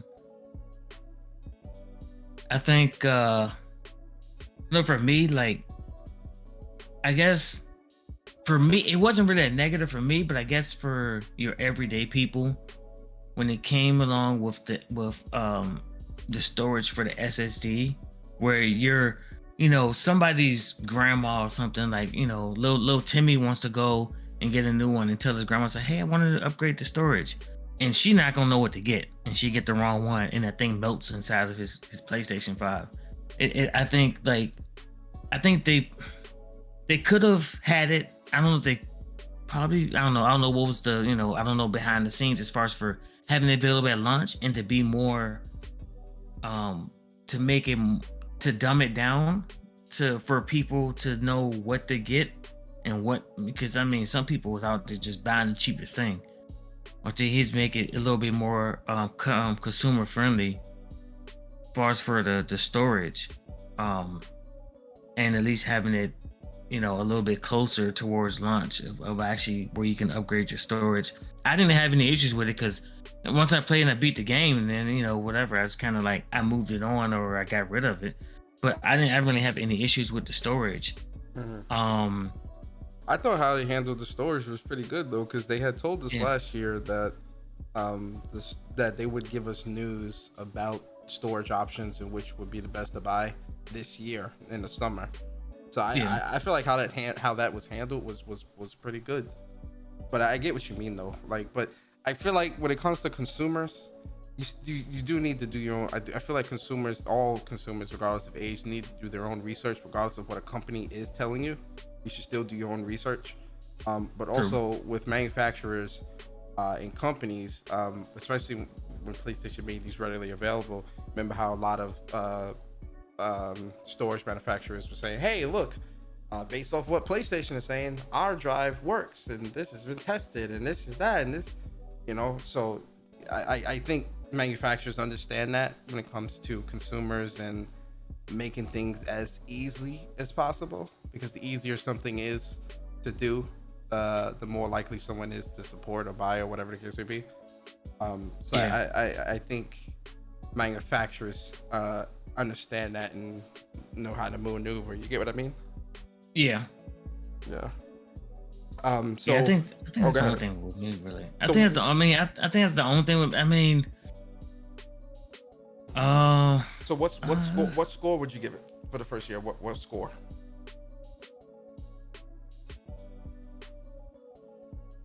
I would say an 8. 8 out of 10? Okay. I'll say 8 out of 10. Okay. I haven't had a gripe with the PS5. Me personally, I haven't had any. I'm just like, I haven't had, it's like, oh man, I've people at the beginning was talking about this whole thing about people's consoles melting and burning up and catching on fire and all this kind of stuff. And I'm just like, when I got back from my deployment, when I was first like playing the PS5 when it first came out, I literally was like at home, sitting at the house for like almost a month, and my PlayStation 5 was on at least 12 hours a day. Jeez. And that thing ain't overheat, nothing happened to it. Yep. So I'm like, I ain't had no issues with it. People have their own stuff, but to me, hey, it's been doing me good. I had no issues with it. Yeah. 8 out of 10 is good, man. Listen, Seth, let me sleep on it, man, because I was, like I said, I was thinking about it, and 7.5. I think a 7.5 is fair, man. It's my negatives, man. They weigh heavy. Let me Omar in here. Yo, Omar, what up? So we talking about this year in review, bro. I came in half through the show. All right, so essentially, just to kind of give you backstory, we talking about the year in review, the PlayStation 5 edition, from launch to now, right? So the first year, focusing on PS5 and PlayStation as well, because I included some of how PlayStation was acting with this year. But for us, for the audience, man, just let the audience know how you feel about both PS5 and PlayStation within this first year, looking at the 1-year anniversary of PS5's launch. So with the delay of God of War and Forbidden West, that was a bummer, but I would genuinely rather have a delayed game than a broken game. So I understood that. But hold on, that doesn't mean you don't.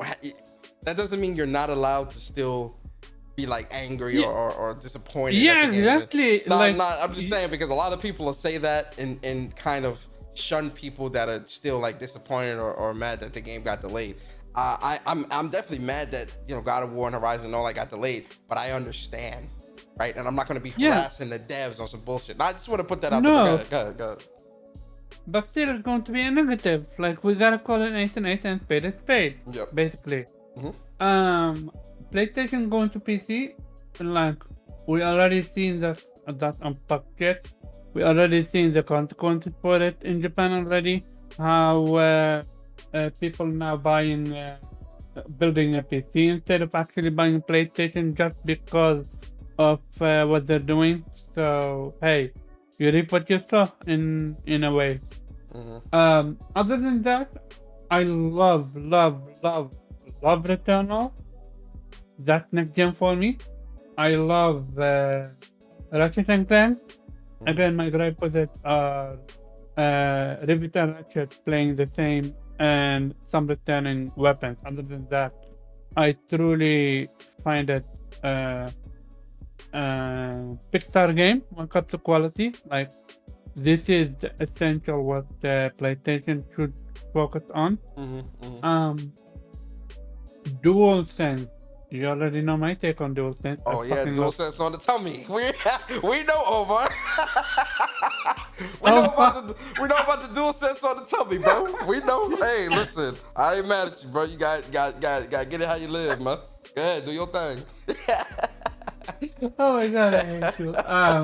I love Miles Morales. I played a little bit of Demon Souls. I enjoyed it. I finished what's called Sackboy Adventure. Really love that game. Again, hold on, let me stop you right there. Hold on. Yo, Corey, what are you talking about? Corey, come to the Discord, Corey. Come to the Discord, Corey. Let's have a conversation, Corey. What did he say? He says, what did he say? You PlayStation fanboys are fucking weirdos. Y'all actually think a PC gamer who waited 2 to 3 years for a game was going to buy a PlayStation and contribute to the community? Absolutely not. I don't. Corey, first off, Corey, you've been watching me for a very long time, so you know that's some bullshit. Unless you're talking to Omar, but even if you are talking to Omar, cut the bullshit. Listen, let me explain something to you. I agree with you, Corey. I agree wholeheartedly with you. I know a PC guy, a gamer, that would wait 2 to 3 years for a game was not going to go and buy a PlayStation. I agree with you, Corey. 1,000,000% I agree with you. But see, here's my response to that. That's why I say PC gamers don't deserve anything from consoles. In terms of console games, they don't deserve anything. Because if you're not willing to buy the console to play the game, you don't deserve it. And that's it. But I agree with you, Corey. I know they're not going to buy the PlayStation, which is why they don't deserve anything from PlayStation, Xbox, or Nintendo. They do not deserve anything. Nothing. Zilch. Nada. Nothing. Okay, go ahead, Omar. Sorry. Other than that, I'm pretty sure we all played the best game that came out this year, and it was actually for free, which is Astrobot. Oh yeah, Astro Playroom. Oh my god, yeah, that was amazing. It's amazing. And other than that, I love Kena. I played Kena. Like, I highly recommend Kena to other people. And yeah, very excited and curious what 2022 is going to be for PlayStation. Yeah. I'm not talking about the already announced game. I'm talking about the quote-unquote rumors, the quote-unquote games that are working on. Some more of that. Yeah. So what score would you give? I was debating between a 7.5, like you, or an 8. And I would go with the 7.5. As much as I loved it, it could have been much better with Forbidden West. Because I truly believe Forbidden West is gonna make it. I didn't believe Ragnarok was gonna make the cut, because way too soon. But Forbidden West, we actually seen gameplay for it when they showcased it. So I was excited, and yeah, when they delayed it, I'm like, okay, delayed it. But still, that's an L. So 7.5 as well. I mean, when we saw the Horizon gameplay, I think that was what, June we saw that gameplay, or I forgot when we saw, like, what month we saw that. But when we saw that gameplay and like all that whole mission that they showed and everything, I ain't gonna lie, I was a bit confident that we were gonna get this year, because Me too. They showed us a lot. Exactly. Like if you're not confident, then you're not gonna show that much. Yeah.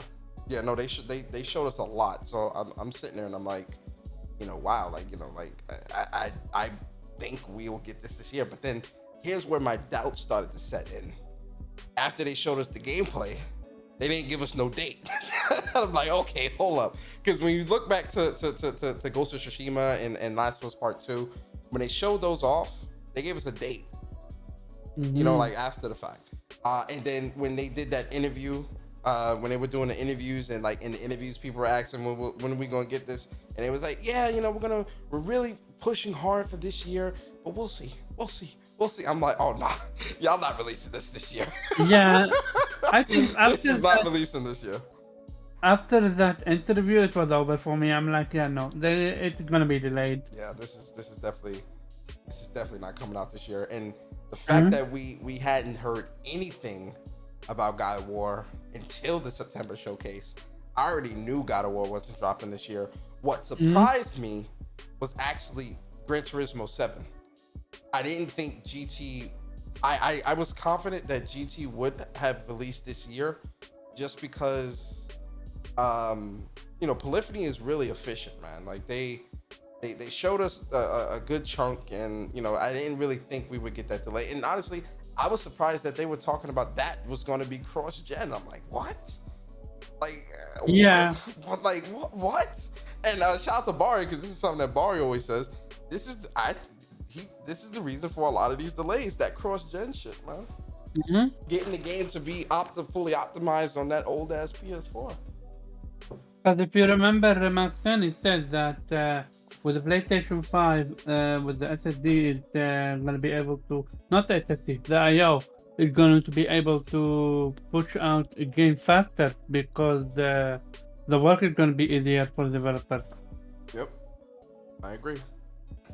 Alright, so I'll ask one more question to both of you, then we'll get up out of here. I'll start with you, Mustang. So, what are your hopes for the next year with PlayStation and PS5? What's your hopes, man? I think unlocking more potential of the PS5, because when the consoles first come out, they're not fully utilizing the console as far as for performance and different things that it can do. And I'm just hoping that they tap into it more, compared to waiting, we have 3 years down the line to actually fully utilize it. But I hope they tap into it, mainly developers, to actually fully utilize the DualSense, because Astro's Playroom is the only game I've seen so far that kind of lets you know the potential of what the controller can do. And I want to see more. I want to see more games actually use the adaptive triggers, the rumble. Hey, real talk, Returnal does as well. Yeah, because with Returnal, that alt fire mode. There's two different firing modes on one on a trigger. That's crazy, bro. That's dope, right? So that'd be cool if more first-person shooters can use that. Yeah, because you feel the resistance on the trigger when you go into alt fire, because it's aim and then it's also alt fire on that same trigger. But it's enough resistance that they have with it to where you don't accidentally click the alt fire when you're aiming or shooting or whatever. And I'm like, yo, that's shit that's it's just really next gen to me. You get what I'm saying? That stuff is just dope. So I think Returnal did a good job as well. But go ahead, continue. Yeah. I think that's pretty much it, really. Keep dropping some games. Hopefully, because everything that we know so far is all coming out at the beginning of the year, correct? I don't know if we have any. God of War doesn't have a date. There's no date, but I think God of War's coming out in the fall, though. Personally. Yeah, because PlayStation needs a good game to come out in the fall, something big. So hopefully they have something like that. Hopefully they have some stuff that they've been holding out on. That's probably they're gonna announce at the beginning of next year. That's actually coming out and during the fall, which would be pretty cool. So that's just my expectation. So also, they need to do with these games when they have collector's editions, they need to have plates. Like they need to have collector's edition plates for the PS5. Like, you know, some kind of like something special there where you can change out the plates for, you know, add, they customize. They definitely need to have that. I agree 100%. They need to definitely add that, include that. Yeah. Omar, what about you, man? What's your expectations for the next year of PlayStation 5? I'm just hopeful we're gonna hit something from Blue Point, like a Blue Point and Naughty Dog. Well, to be fair, I'm just excited for what PlayStation is going to bring. Like, we're gonna focus on Blue Point and Naughty Dog, but no, I'm also excited for the Roman Twisted Metal game. I'm just hopeful what we're gonna see, what's going to push the boundary even further for PlayStation. Just show it to me. Yeah. Those are good expectations, man, from both of y'all. I think for me, my expectations for PlayStation to continue to be transparent, with their intentions, right? Just because, like, look, you know, if you're going through this day and date shit, I know I keep going back to this. It's just it's in my mind right now. If you're going through this day and date shit, just do it, man. Like, don't beat around the bush with this bullshit, man. Like, I'm a grown ass man. Like, you don't gotta do that. You get what I mean?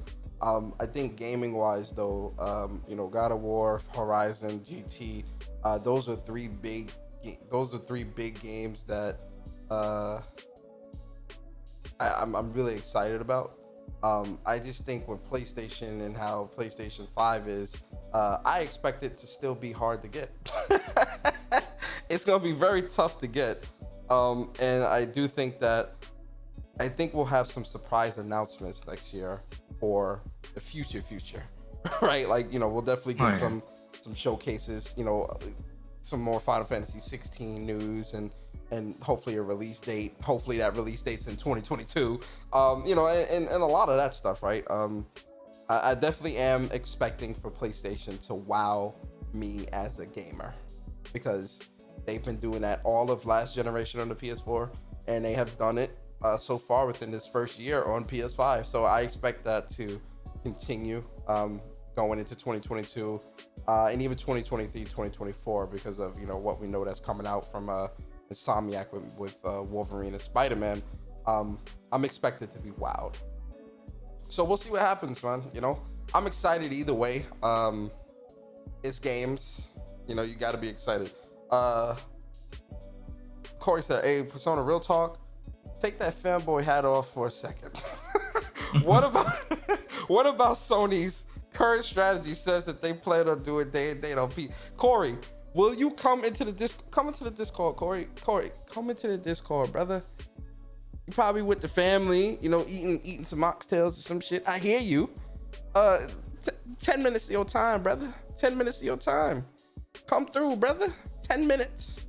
Let's have this conversation. I have the feeling he's trolling, cause No, Corey not trolling. Corey's not trolling. No. Corey's absolutely not trolling. I'll tell you that right now. Corey's not trolling. Corey has been coming through for a very long time and supporting the channel. That is his thoughts.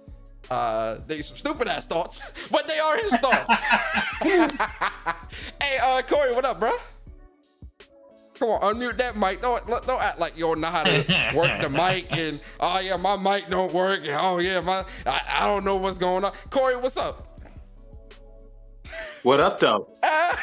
No, man. Yo, you see, Corey, man, you my boy, man. See, because Saber wouldn't come through to the Discord when I told him to come through. At least you come through, so you get my respect off rip. Saber, introduce yourself to the people real quick, Corey. You know, let them know who you are.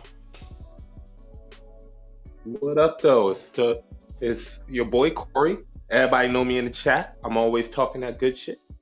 All right, so Corey, clearly you want to pick a bow with me. Go ahead, man. I'm gonna give you the floor to plead your case, and then I'll give my rebuttal. Go ahead, you got the floor. I just want to ask my original question so that we can have a dialogue about this. Okay. What about their current strategy says that they are going to put games on PC day and date. Okay. So last year when Horizon Forbidden West came out, how long had it been since between the original launch of Horizon and when it went to PC? How long was that? 3 years maybe? 3 or 4 years, give or take, right? 2017? About 3 years, right? 3 years, 4 months. Days 3 Gone. years, 4 months. Okay. Days Gone was the next game. 2 years. God of War. 2 years, 2 months. I mean, you know, we splitting hairs, but 2 years. We splitting hairs here, but okay, 2 years, 2 months. No, I came to you with facts. That's why I said take the fanboy hat off for a little bit. We gonna talk facts. But Corey, you've been rocking with me and my channel for a very long time. I know. But you know I don't have the fanboy semantics. You know I don't do that. So that's a that's a non sequitur. The statement that you're using that's moot because this ain't Twitter and you know I don't do that fanboy semantics here. But we'll continue. God of War. God of War's coming out. Hold on. God of War is going to PC, right? Uncharted Lost Legacy is going to Lost Legacy and Uncharted Thieves ain't going to PC, right? The speculation that Sackboy Big Adventure that's a year old. That's going to PC, right? We're seeing PlayStation PC be rebranded from what PlayStation Mobile was. Now it's PlayStation PC, and now they have their whole thing set up on Steam and whatnot, right? It's just the things that we're seeing happen in the background, right? Because at first it was like, oh, it's just old games, blah blah blah. It's not that big a deal, but it's starting to become more frequent. And this is how Xbox started out. It wasn't day and date, day one. That's not how Xbox started. No, exactly. Yes, it was. No, it wasn't. No, it wasn't. No, it wasn't how it started out. Day one. No, it wasn't. No, it wasn't. Persona. Can I speak? Yeah, Can I speak? Yeah, you got it. Can I speak? Yeah, got it. So Phil Spencer announced UWP in 2015. Every game after 2015 that they launched was on PC day and date. Name one after 2015, after E3 2015. When it comes to PlayStation and how PlayStation is doing it, what is so answer this question to me. What is the reason for the games to go to PC? Okay, they tried putting them in PlayStation Plus, and they only got 1 million people to subscribe to PlayStation Plus, and those people didn't really stay subscribed because we all know subscription services don't really work like that, especially unless you keep people coming back with new, bigger, and better games, and they're not trying to do that. So what they do? What did they do? Hold on, let me stop you right there. What did they do? Let me stop you right there. They took games that were $9.99 on our PlayStation Store. Literally $9.99. They gave away Horizon Zero Dawn for free to everybody. But they charge PC players $50 for those games. Let me stop you right there. That's an easy business decision. That's an easy business decision. Okay, so God of War sold 20 million copies. Absolutely, but it's $9.99 right now on the PlayStation Store. But it sold. What I'm trying to explain to you is it sold 20 million. It sold 20 million on one platform. So when is it? It sold 20 million on one platform, and ain't nobody who owns a PlayStation trying to buy God of War. It is $9.99. You can get it for free if you got PlayStation Plus already. They've already given you this game. It's dirt cheap. If they can get those sales, if they lowered the price anymore, it would be free. So if they can get those type of sales on PlayStation and still bank some extra money on the side from PC, what's to stop them from doing that? If these games can sell 20 million on one platform, imagine how much they can sell being on other platforms. Why not? Why not bank that extra cash? Right? No, hold on. Why not bank that extra cash? Why put them on another? Why put them on another platform? Why put them on another platform day and date? More money. Persona, let me at least finish my question. Because what you're saying doesn't quite compute. Okay. If I have a product that my community pays $9.99 for, but I can charge another community $49.99 for that very same product, how is that not more money putting it on PC later Once it's already sold, it's 20 million. Once it's already sold, it's 30 million copies.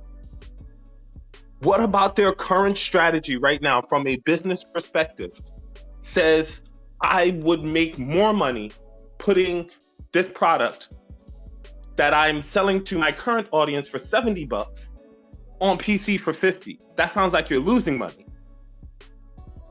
Because if I could put that product on PC when it's $9.99 on my platform and I've already made all the money that I can off of this product from my current audience, then I expand outward and push it over here. So then, For okay, 50 so my Now, rebuttal to that is with PlayStation's current strategy of how they're just putting things over on PC. Like I said, it would not be, the strategy right now isn't to go day and date. It's not, it won't happen tomorrow. It probably won't even happen in the next 6 months. But what I'm saying is, when you look at the trajectory so far with things that have continuously gone over, and when you look at the messaging from PlayStation, our interview that me and Barry did with Sean Layden, and the thought of his thought with PC and how, because he's the one that, Sean Layden is the one that started this, his original thought with what they wanted to do with PC, but then looking at the state of the world right now, the pandemic, the lack of supply to be able to build enough consoles to get people to come over, right? All these other factors that are coming into play, right? And then you're looking at more and more games from PlayStation go to PC, right?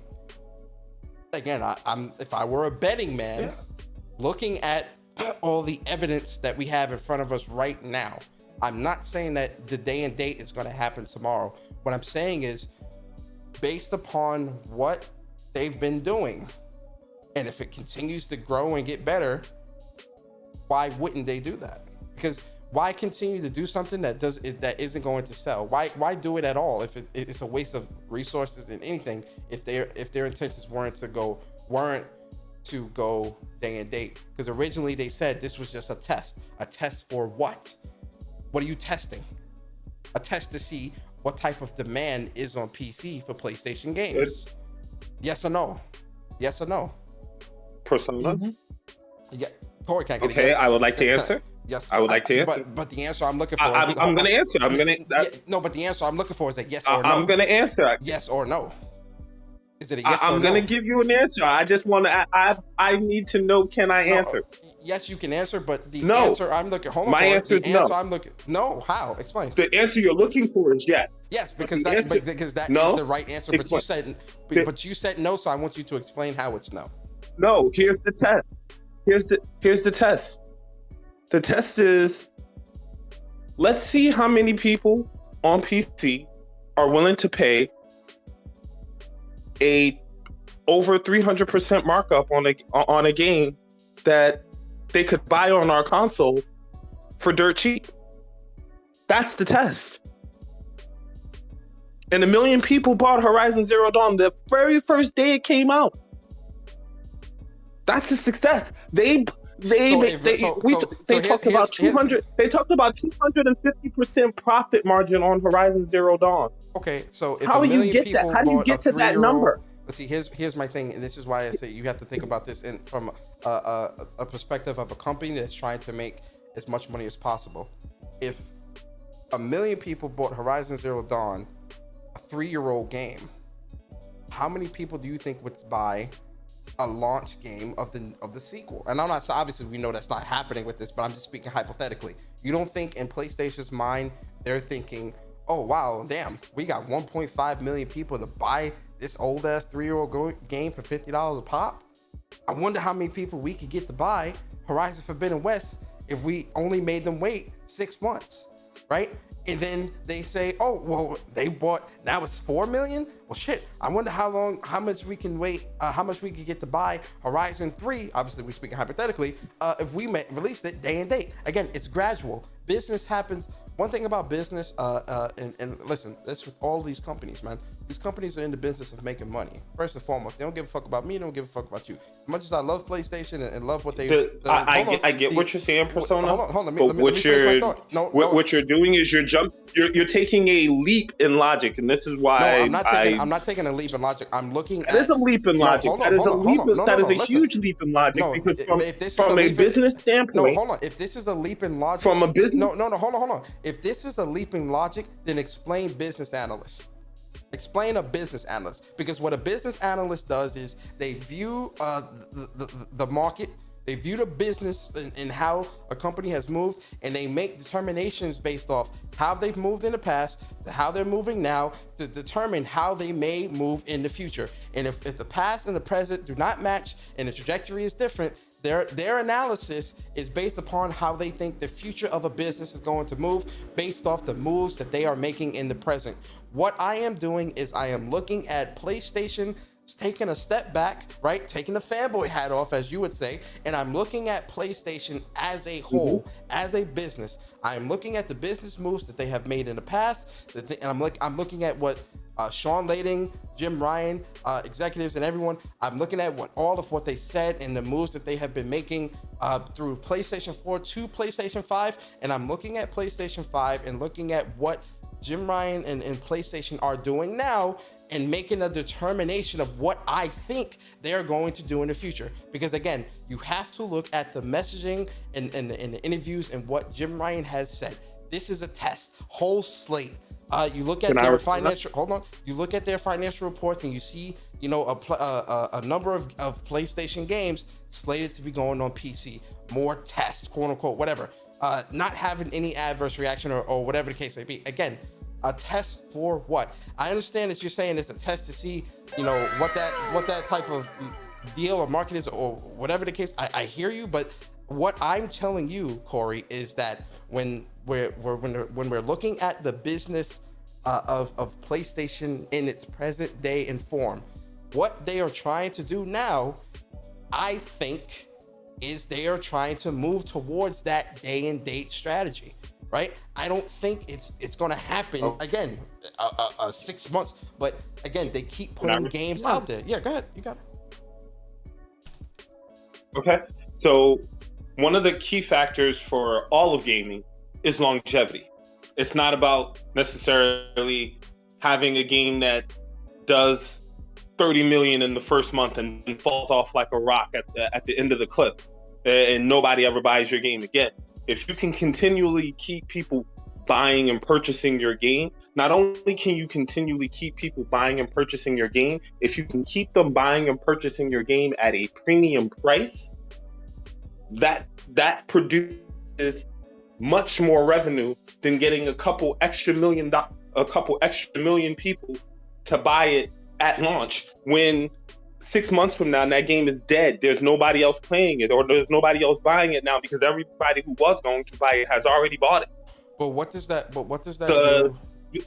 want to ask you this question. Again, I let you rock. Please let me rock. I got you. Please let me rock. So when we talk about what I feel PlayStation's current strategy is, it's about extending the life of these games.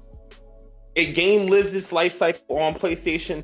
If it stays exclusive and God of War is $9.99, people aren't buying a new PlayStation specifically for God of War. That game at $9.99 is literally dead in the store. It's dead in the store. It's literally just another app. It might as well be fucking Zoo Tycoon 4 or some shit in the store. Nobody's buying it. Everybody who wanted it has already bought it. Everybody who subscribed to PlayStation Plus already has it.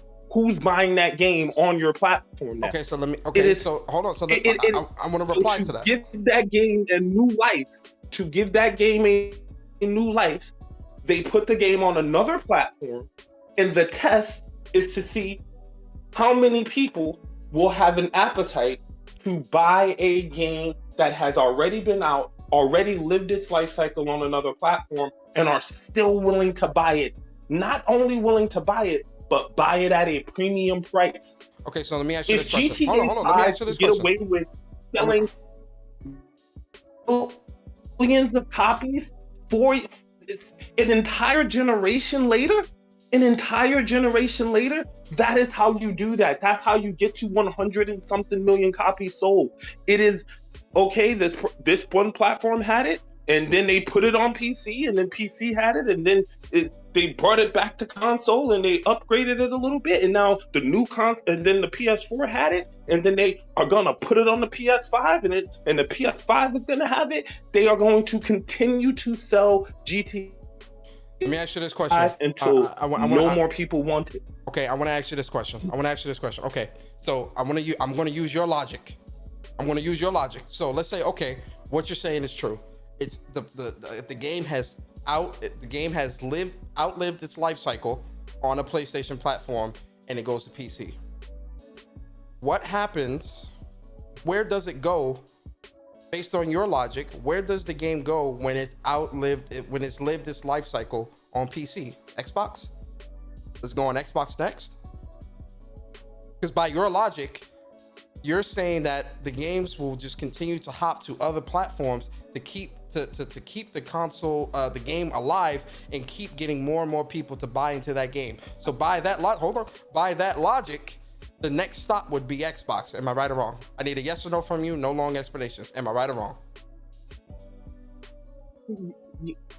Yes, if you're looking at it from that perspective. Okay, but the question is, if you're going to make that, if you're going to make Persona, you gotta give me a chance to rebuttal, dude. You gotta give me a chance to rebuttal. I'm gonna let you rebuttal. You gotta give me a chance to rebuttal. I want to set up my entire point so that your rebuttal is you rebuttal to the right things at the right moment.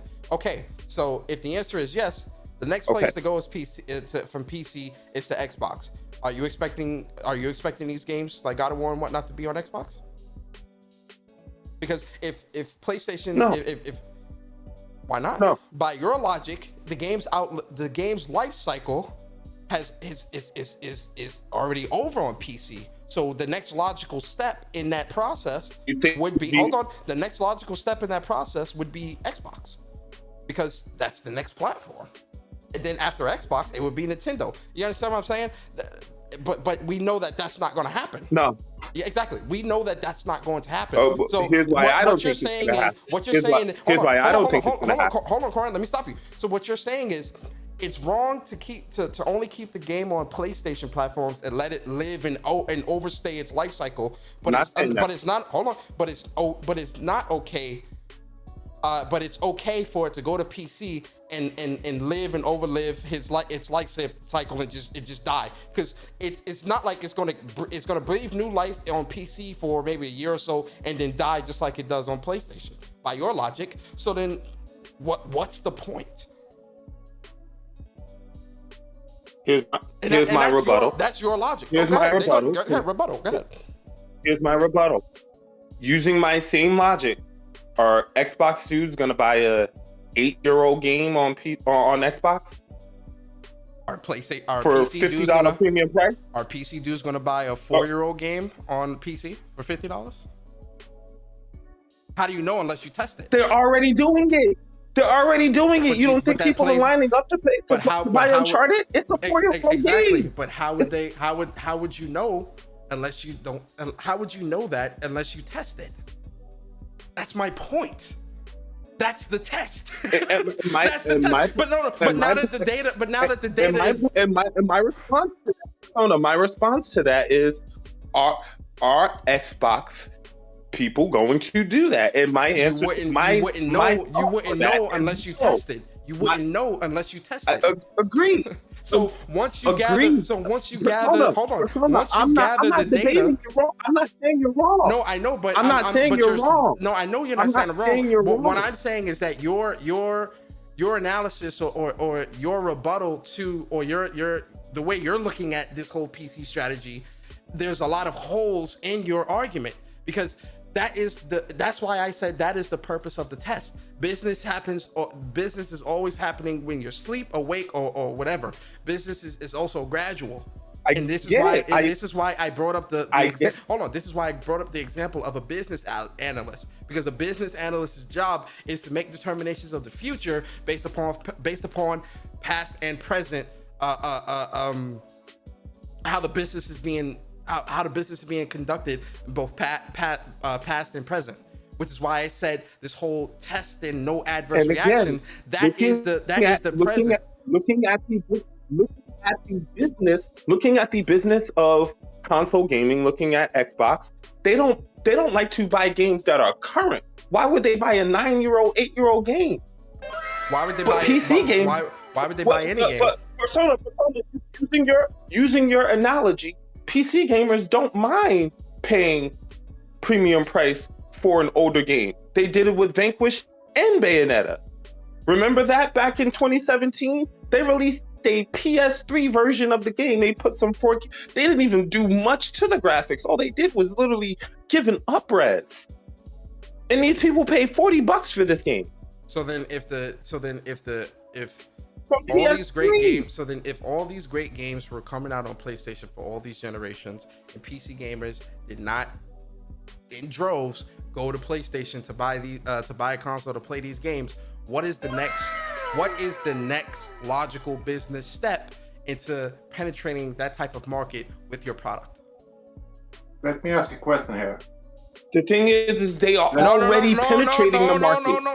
Wait, hold on. Exactly. That's why I'm saying you are having leap in logic. Your logic there is no leap in logic because you're proving my point. Doing what they're doing now. You've proven they're my being point. super successful. They are talking about 250% profit, my dude. What investment guarantees you 20% profit revenue? So then if that type of investment is proven to be very lucrative for PlayStation, what is the next logical step? But it's on ports. Ports don't cost. It's not a full production. I understand that, but my question is what in a business that is in the business of making money, if you're seeing a high profit margin for a game that is being put on a platform that's being put on a platform that is not yours, what is the next business? But we have to understand one other thing. Because Sony is growing, they have put up double teams in the studios. Like they have production in 3-6 years without any profit revenue coming in during that time when they produce a new game. And they had 2 teams per studio. So who gonna pay them the salary during that time? Because they're doing no money. They're doing only a game that's coming out 3 years or 6 years after that. That's a finished game. So who gonna pay that? Somebody has to pay the fucking payment. The food on the table. So a game selling 20 million on one platform is not enough for a company like PlayStation that's continuously growing. Hold on, Victor. I hear you. I hear you. But we have to understand what they come from too. I understand that. But this is the thing that I'm trying. This is the point that I'm trying to help you both understand. I understand the point that you're making, and so my question to you is, okay, we understand that 20 million for a game being sold on one platform for a company like PlayStation a company like Sony and a brand like PlayStation that's continuously growing and expanding and games getting bigger. We understand that, profit margins and things like that and all that great stuff, it's continuously growing and expanding. So my question is, what is the next business logical step in order to generate more revenue? We all agree that would be to take old games these old games who's on life support because they've soaked up the market that they were born in, which is PlayStation. So we understand that PlayStation is looking at PC as a means to build more profit from already existing games. Now we see this. Now my question is, this is a test. Now if the test proves to be lucrative enough for a company like PlayStation, who is in the business of making money, my question to you, Corey and Vedger, is what is the next logical business step in this graph? What's the next step? I think they're gonna move VR to PlayStation now and PC. Vedger, you big boy. Corey. Come on, fellas. Y'all know where we're going with this. Come on, guys. Like this PC. For me, I have my own rebuttal. for me, the easy answer here is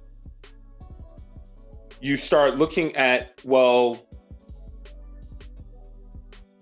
if I've already saturated the PC market to where now nobody wants to buy these games, and I take my product to another platform, let's say any platform, Nintendo, Xbox, whatever the case may be, will these individuals buy my old product at the same premium price? Now, you talked about business analysts. As a business analyst, if you're looking at the history of purchases through both of those platforms, do either of those platforms strike you as a place where a 8-year-old game can live lucrative? In that regard, we don't know because it hasn't been tested. That's the purpose of the test. That question cannot be answered because there's no data. My question. Hold on. Hold on. I'm answering your question. You said business analysts look at the past and make a forecast about the future. Yes. Now hold on. Looking at it as a business analyst, okay. Would you say that there's a future in an 8-year-old game surviving on a third platform? We need to look at the facts, data. We need to look at the facts, data, and statistics of the business of how it's being moved right now to make that determination. No, hold on. But this is why I said it needs to be tested. It needs to be tested. That's the purpose of the test. You cannot have any type of data. But Sony, you think that you don't think that Sony is looking at Xbox's current game sell data you're getting hung up on that. You're getting hung up on that. Games. Hold on, let me stop you right there. Let me stop you. Persona, they've already proven that they will not buy their current games.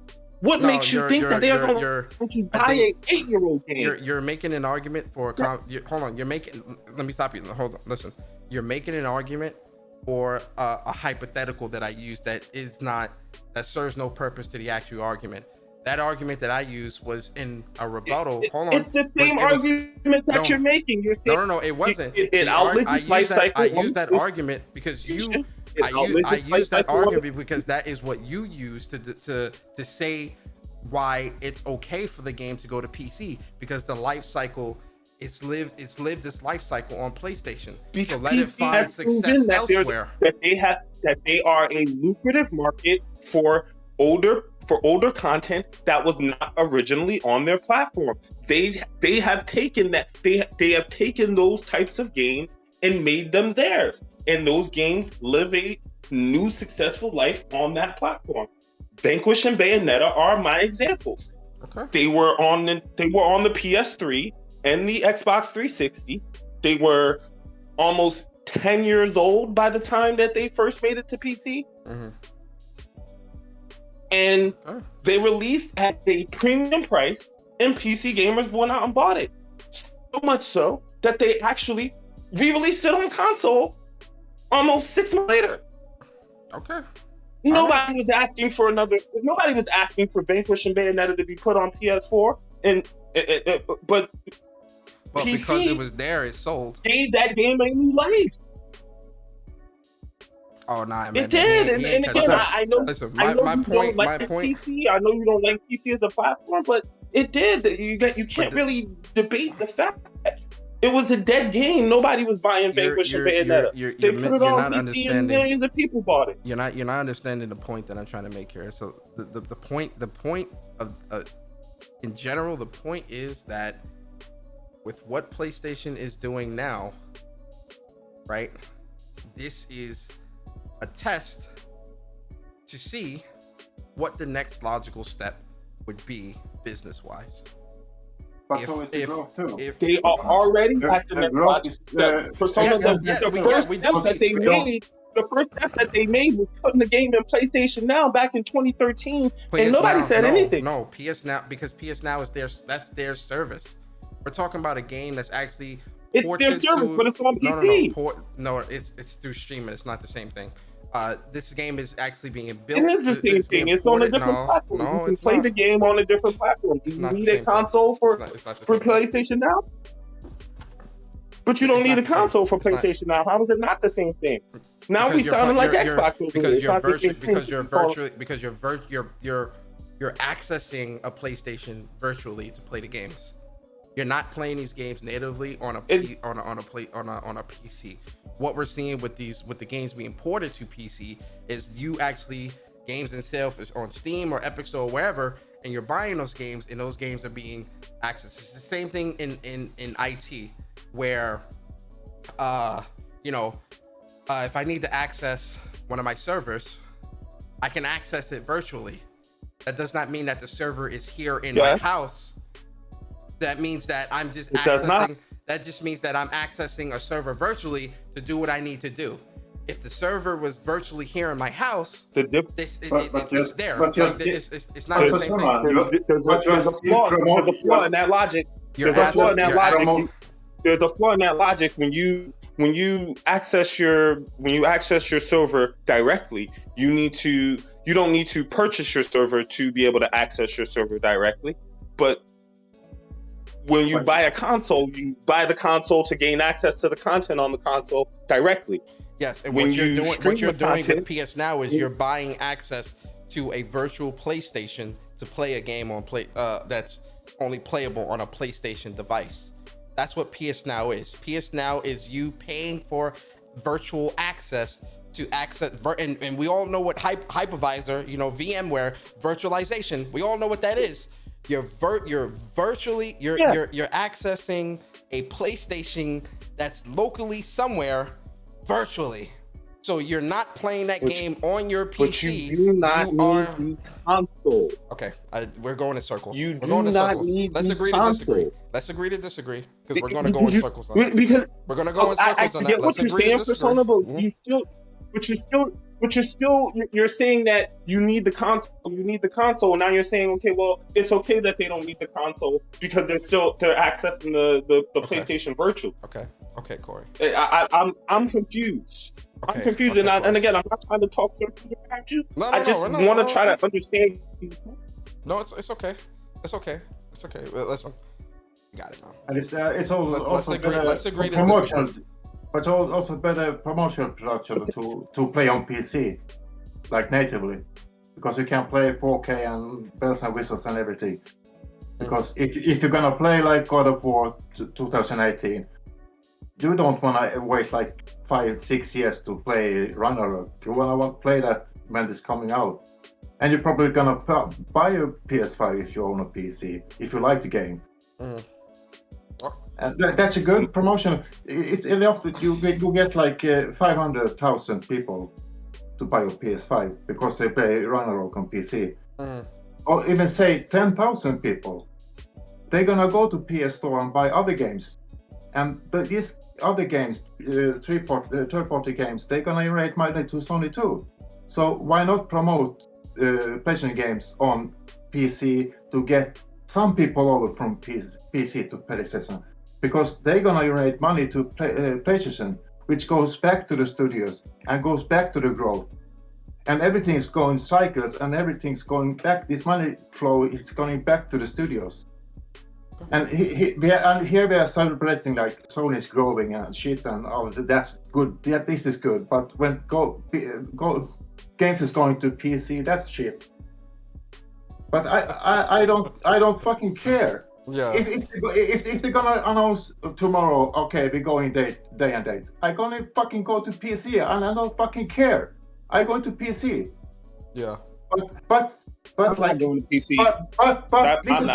But listen to me. But like it's now, like I see the situation just now, right now.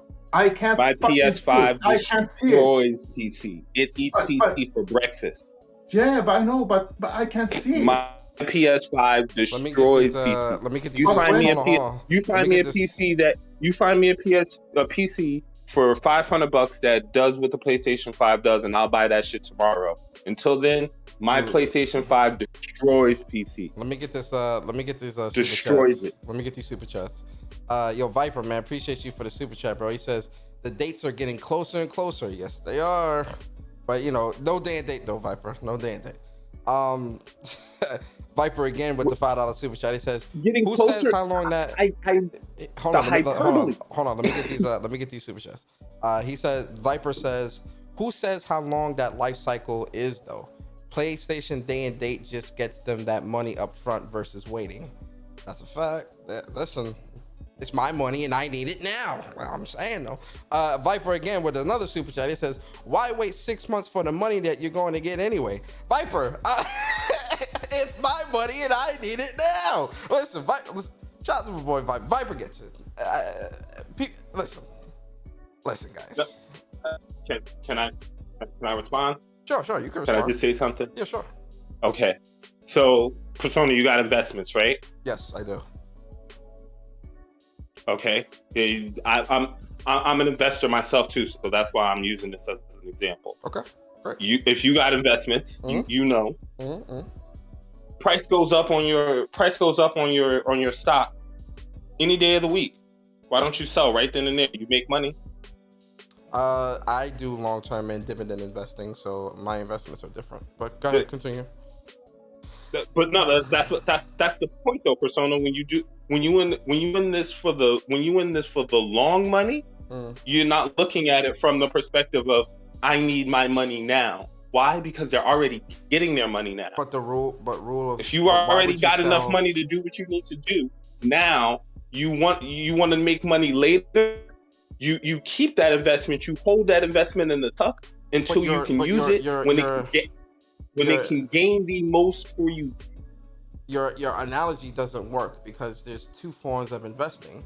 There's that, and then there's actual trading, day trading, where people do that. They buy and sell all the times, and they sell puts and do calls and all that all the time, and that's what day trading is. So your analogy, I get what you were trying to say, but that analogy doesn't, the investment analogy doesn't work in this scenario because there are different forms of investing, and what you're trying to, conflate with this scenario with PlayStation and the PC thing would be what's called day trading, which would be where PlayStation is heading. That's not day trading though. That is day trading because that's what day traders they do calls and puts and they do sales on stocks all day, every day. And they buy low, sell high, do calls on a stock is gonna be this price, and until it's this price, I will not buy. And then when they buy at that price, they hold and then they sell when it gets to a higher price. It's like betting. Like that. That's what it is. Persona. Then you're explaining investing to someone who is an avid investor. And let me tell you, okay, what about Sony's current strategy says that they're bullish instead of a bear? Because as an investor, you know the difference between okay. The way it says that they're bullish instead of a bear is because look at the frequency of these games going to PC. We've got 4 games that are going to PC in 2022. Now, one is still not confirmed, so that one is, the jury's still out, but I'll still mention it. Sackboy: Big Adventure, Nathan Drake, Uncharted: The Thieves' End, and Lost Legacy: God of War 2018. Last year, 2020, it was only hold on, brother. Last year, 2020, it was only Horizon Forbidden West. That was one. In the year 2021, we have Days Gone. It was only one. In the year 2022, we have 4 games going to PC. That's not bullish to you? Okay, have a good night. That is not bullish to me. Okay, Corey, you got it, big bro. You got it, big bro. You got it. Can I respond? You got it. You're not gonna let me respond, though. You're not gonna let me respond. We're gonna agree to disagree. You got it, big bro. Can I respond? Go ahead. You can respond. No, I can't respond. You can. Go ahead. You can. Okay. Go ahead. Okay. So the reason why it's not bullish is because all those games you named, one of them is a current gen game. Jesus. Okay, Corey, you got it, bro. With the exception, you got it, bro. You got it. You got it, bro. They're putting more of their old games on there because again, we are still talking about profitability of old games. Okay. That is the point. Okay. Okay. We're not talking about. You're talking about trying to increase the profitability of a new game. A new game comes out, it releases on PlayStation, it releases on PC. That would increase the profitability of a new game. It does not then increase the profitability of an old game, which is what PlayStation's current strategy is. It is increasing the profitability of old games.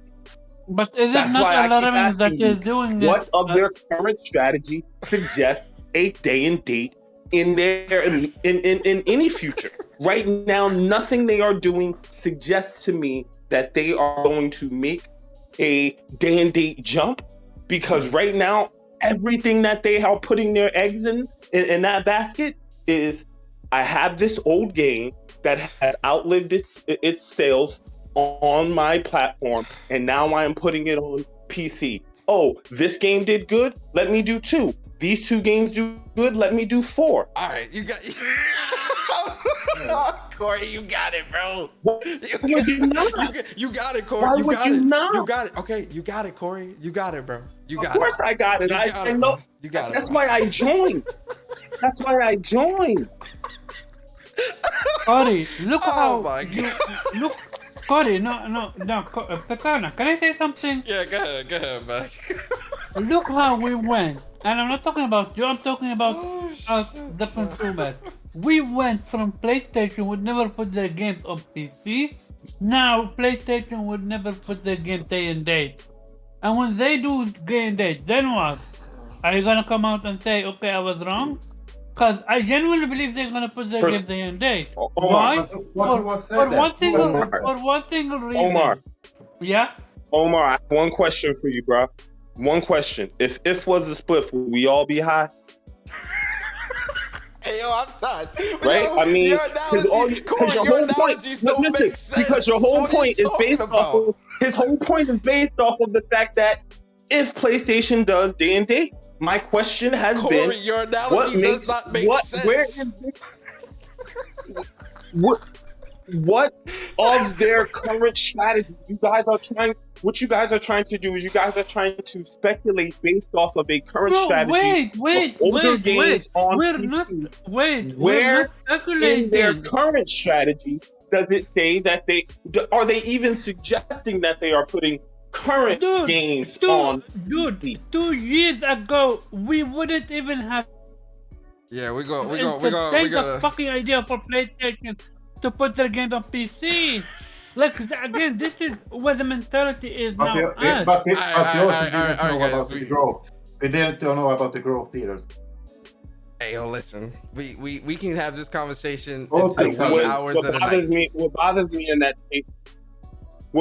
me in that statement is realistically the fact that a lot of these games that we are like, oh my god, they're on PC, we are saying, oh, the whole PlayStation Now argument. It's like, if the game was on PlayStation Now, you could play it without the console. So the surprise of, oh my god, you can play it without the console seems a little bit sketchy to me. It does. It just seems a little bit not connected. All right, with Corey. the real world. We gonna get into outros because we can have this conversation to the wee hours of the night. And I'm trying to play some games. We could, but at the end of the day, I will I'm say this, Corey. I'm already playing the game. I got my shit on pause. Hey, my shit is off, man, because I'm doing this podcast. That's why I'm trying to end this podcast. But yo, listen, I will say this, Corey. Shout out to you for coming through and actually having the conversation. Always. I appreciate you Always, supporting bro. the channel I'm always and coming down through. for the conversation. This is the great thing about I'm always the gaming here community. for the conversation. This is the great thing about the game community. We can come together and disagree respectfully. It's still, y'all already know y'all could disagree with me in the chat. I ain't worried about that. Ain't nobody gonna ban you or kick you if you disagree with me in the chat. I love it. At the end of the day, PlayStation is doing their thing. But let's get into these outros, man. Yo, Corey, we're gonna start with you, bro. Give us your outro. And say later to the people, man. Later gamers and fuck niggas in the chat. Jesus Christ. Nah, I got love for Persona. I don't mean this man no harm. I don't mean to really call you a fanboy when I be talking all that fanboy shit in the chat. Sometimes I just need to get your attention. Oh no. Sometimes I just need to get your attention. Listen, man, you already know, man. it ain't no big deal to me, man, because you know, like I said, everyone is free to disagree in my chat, man. Avenger, give us your outro, bro. No, I have nothing to say, but I'm happy to be here. So all I can say that nobody needs to worry. I think there's no end date coming, so we don't need to worry. We have our games coming to our way too, so yeah, we have a good time. No doubt, man. Appreciate you, Avenger. Yeah. Corey got the W. Don't gas this man up in the chat, man, because that man definitely did not catch no W's here. Re-listen to this damn debate. Yo, Omar, give us your outro, bro. Hey, shout out to you, shout out to chat, shout out to Corey for coming through, and people can check me on Gameplayer. Tomorrow is going to be a fun show. Oh yeah, are you still doing it? Are you streaming through PlayStation this week, or are you doing it through a computer? Well, I just got my brother's laptop. I'm pretty sure gonna do it from my laptop now, but other than that, I might go back to PlayStation because my laptop is dog shit. I need to buy a new one. Oh wow, all right. Yeah, man, definitely check out GameSlayer, man. So it's a cool show, man, with Omar and all the ladies and Nate. And hey man, listen, man, Omar got the ladies on the show, man. Listen, these nerds, they gonna come through for the ladies, believe that. Yo, Blue Mustang brother, man, give us your outro, man. Pretty much summing it up, I mean, been a good year, you know. You know, on to year 2. It's up and up, you know. As always, you know, developers get better, they put out more stuff, so I mean, it's gonna be better. So, you know, it's always gonna be better. It's been good so far. It's gonna be better. That's the only thing I can say, really. No doubt, man. I appreciate y'all coming through, man, and you know, chopping it up. I just can't believe this man. The man said, if we all share a joint, do we get high? What kind of analogy is yo? Hey, yo, man. I'm gonna have to re-listen to this debate because I don't even know what the fuck is going on this whole debate, man. I had a couple cool whooping for that one. Hey, yo, man. The man said, if you split a blunt, do we all get high? What does that? Hey, yo, bro. Yo, shout out to Corey, bro. Shout out to Corey. Yo, listen, man. This PlayStation 5, man, this year in review, man, is dope. And you know, 7.58. I give it an 8. You know, I thought about it. I give it an 8. My score might change during WUPS tomorrow. Definitely check out me and Bard tomorrow morning at 11 a.m. What's Up PlayStation podcast. Me and Barry. That's gonna be a good show. Don't miss that. And I appreciate y'all coming through, rocking out with me on a Friday, man. I'm definitely streaming COD this weekend. COD Sundays, you already know. And yeah, that's it, man. I appreciate y'all coming through. Appreciate y'all supporting me. Shout out to everybody in the chat. Shout out to the panel, man. Blue Mustang, Karaba, Omar, and Bedger. Shout out to Corey as well. And listen, I want to go play some games this Friday. I'm gonna go chill, play some games. So yeah, guys, I'll holler at you guys later. Please be safe. Enjoy your weekend. Hope we see you tomorrow morning. And that's it. What Amanda say? That was Persona's argument. No, that wasn't my. Hold on, what Flo say? Corey lost me at video game exclusives being like the stock market. That wasn't my argument. That was Corey's argument. He brought up the investment in stock market. I didn't bring that up. That was Corey. You better go rewind this podcast. That wasn't me. I ain't bring up no damn investments and all. That was Corey. But all right, guys. I'll see y'all later, man. Peace.